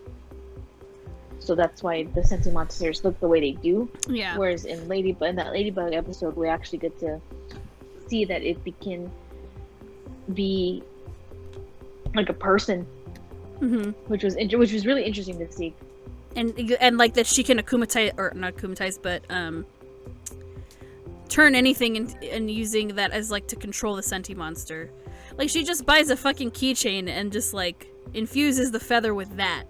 Like, it could be as long as it's a symbol for something. So she picks the Eiffel Tower because it's a symbol of Paris, and Ladybug's a symbol of Paris. Like, Cat Noir being dumb when he thinks it's, like, actually Ladybug. Like, dude, if she's flirting back with you, it's not the real Ladybug. Right? You know, he's hopeful. Yeah, I know. Let him have his fantasy. I know. He's a sweet boy. He just wants love. The two episodes that are fucking awful in this season, which I am not ashamed that I hate these episodes. Stormy Weather 2, I hate that one. It's just a clip show episode. I don't know why I don't know why they put that in there. I have no clue why. I guess just to buy more time for them to, like, animate stuff and... Probably. But, like, if you look back on season 1, Stormy Weather has the most fluid animation. Because that was the first episode that they ever put into production on the show. So they put in most of their budget, I feel like, into that very first production. It's not the first episode you see in season 1. But it's the first episode that went into production. If you go by production numbers, it's the first one. So that's why it looks the most fluid. Like, it looks more like a movie. I mean, the animation is done by, like, different animation companies sometimes. So sometimes you can tell, like, a lot of people, like, in the fandom are able to tell when it's animated by a certain studio or not. Because they'll be like, oh, it looks crappy. That's what that means. It was animated by this studio, or it looks really good. It was animated by this studio. And I'm just kind of like, it looks the same to me. Like, I can't really tell nowadays if the characters look off model or anything, because it's CG. Like, I don't know. I personally don't really care, like, what studio animates it in terms of, like, where they, like, outsource it, in terms of, like, the quality of what it looks like. But there's that episode that I don't like, because I think it's useless and doesn't need to be there. Like, my god. And then I hate the Chris Master episode. I fucking hate that one. That one is also so fucking useless. Did you know that was actually supposed to be, like, the original, like, Christmas special episode? That idea? It felt like a Christmas episode. It was supposed to be the original Christmas episode. That makes more sense. Thank God they didn't do that. Because I was like, why the fuck are they bringing Santa back again? Poor Santa can't catch a break. I know. But I'm glad, because, my god. Other ones that I'm just like, Gamer 2.0 is alright. They just add more characters in there. Even though some of them at that point hadn't showed up. Like, Desperado was in the lineup of that one, and I'm like, we haven't even seen that villain yet, so what the fuck? Like, why did you put that episode before that one? I don't know. God, what's the other one I was thinking of that I'm just like, that one was alright. Let me see. Oh, Puppeteer 2, that one's alright. I liked Marinette's little confession there. That one was cute. Well, okay, we'll go ahead and wrap this up then. I don't really have any questions for you guys. We didn't get any questions, but is there anything else you guys want to say before we wrap it up? No, I think that's it. No, I think we covered everything. I think so too. I just noticed though, they finally labeled the seasons correctly on Netflix. Yeah, so season 2 part 2 was actually labeled as season 3. Season 3 part 1 was labeled as season 4, and season 3 part 2 was labeled as season 5, and I was like so annoyed by that. So thank you for fixing that, Netflix. Finally. After season 3 being out for months. But yeah, I totally look forward to what the show has to bring in the future. As of this moment, I don't know like where they are in production for season 4, but I hope they're, doing their best to get everything fleshed out the way they want it to, since they have the time to. And yeah, that's really all I have to say other than that. But thank you guys for listening, and thank you for listening on Anchor or Spotify or wherever we have the podcast as well. For those recordings, I'm definitely going to try to put in a sponsorship in there, so we can get some moolah. When people listen to them. But I'll definitely start putting the links to that in the descriptions of the videos from now on. And I put all the links in to every video and everything in the descriptions of every episode on Anchor. So, yeah. Thank you guys for joining, once again, my fellow hosts, for today. No problem. It's always fun to talk. Fun. Yeah, I'm glad we got to talk about Miraculous. It's been a while since we talked about it. What are we doing next month? I have no clue. We'll see. But again, we're going to go ahead and end it here. Everybody listening. So be on the lookout for our next episode here on YouTube and also on Anchor. And again, Dani and Chantal, thank you for being our co-hosts today. No, thanks for having me. Yeah, of course. Y'all are always, all our friends are always welcome. And if anybody listening wants to ever join in, just contact us. DM us on Twitter if we're following you or not. Or, feel free to DM any of us if you're interested in wanting to talk about something that we haven't discussed yet. Yes.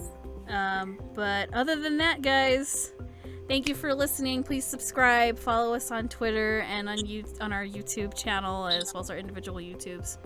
So have a great rest of your day or night whenever you're listening to this, and stay safe. Don't be dumb.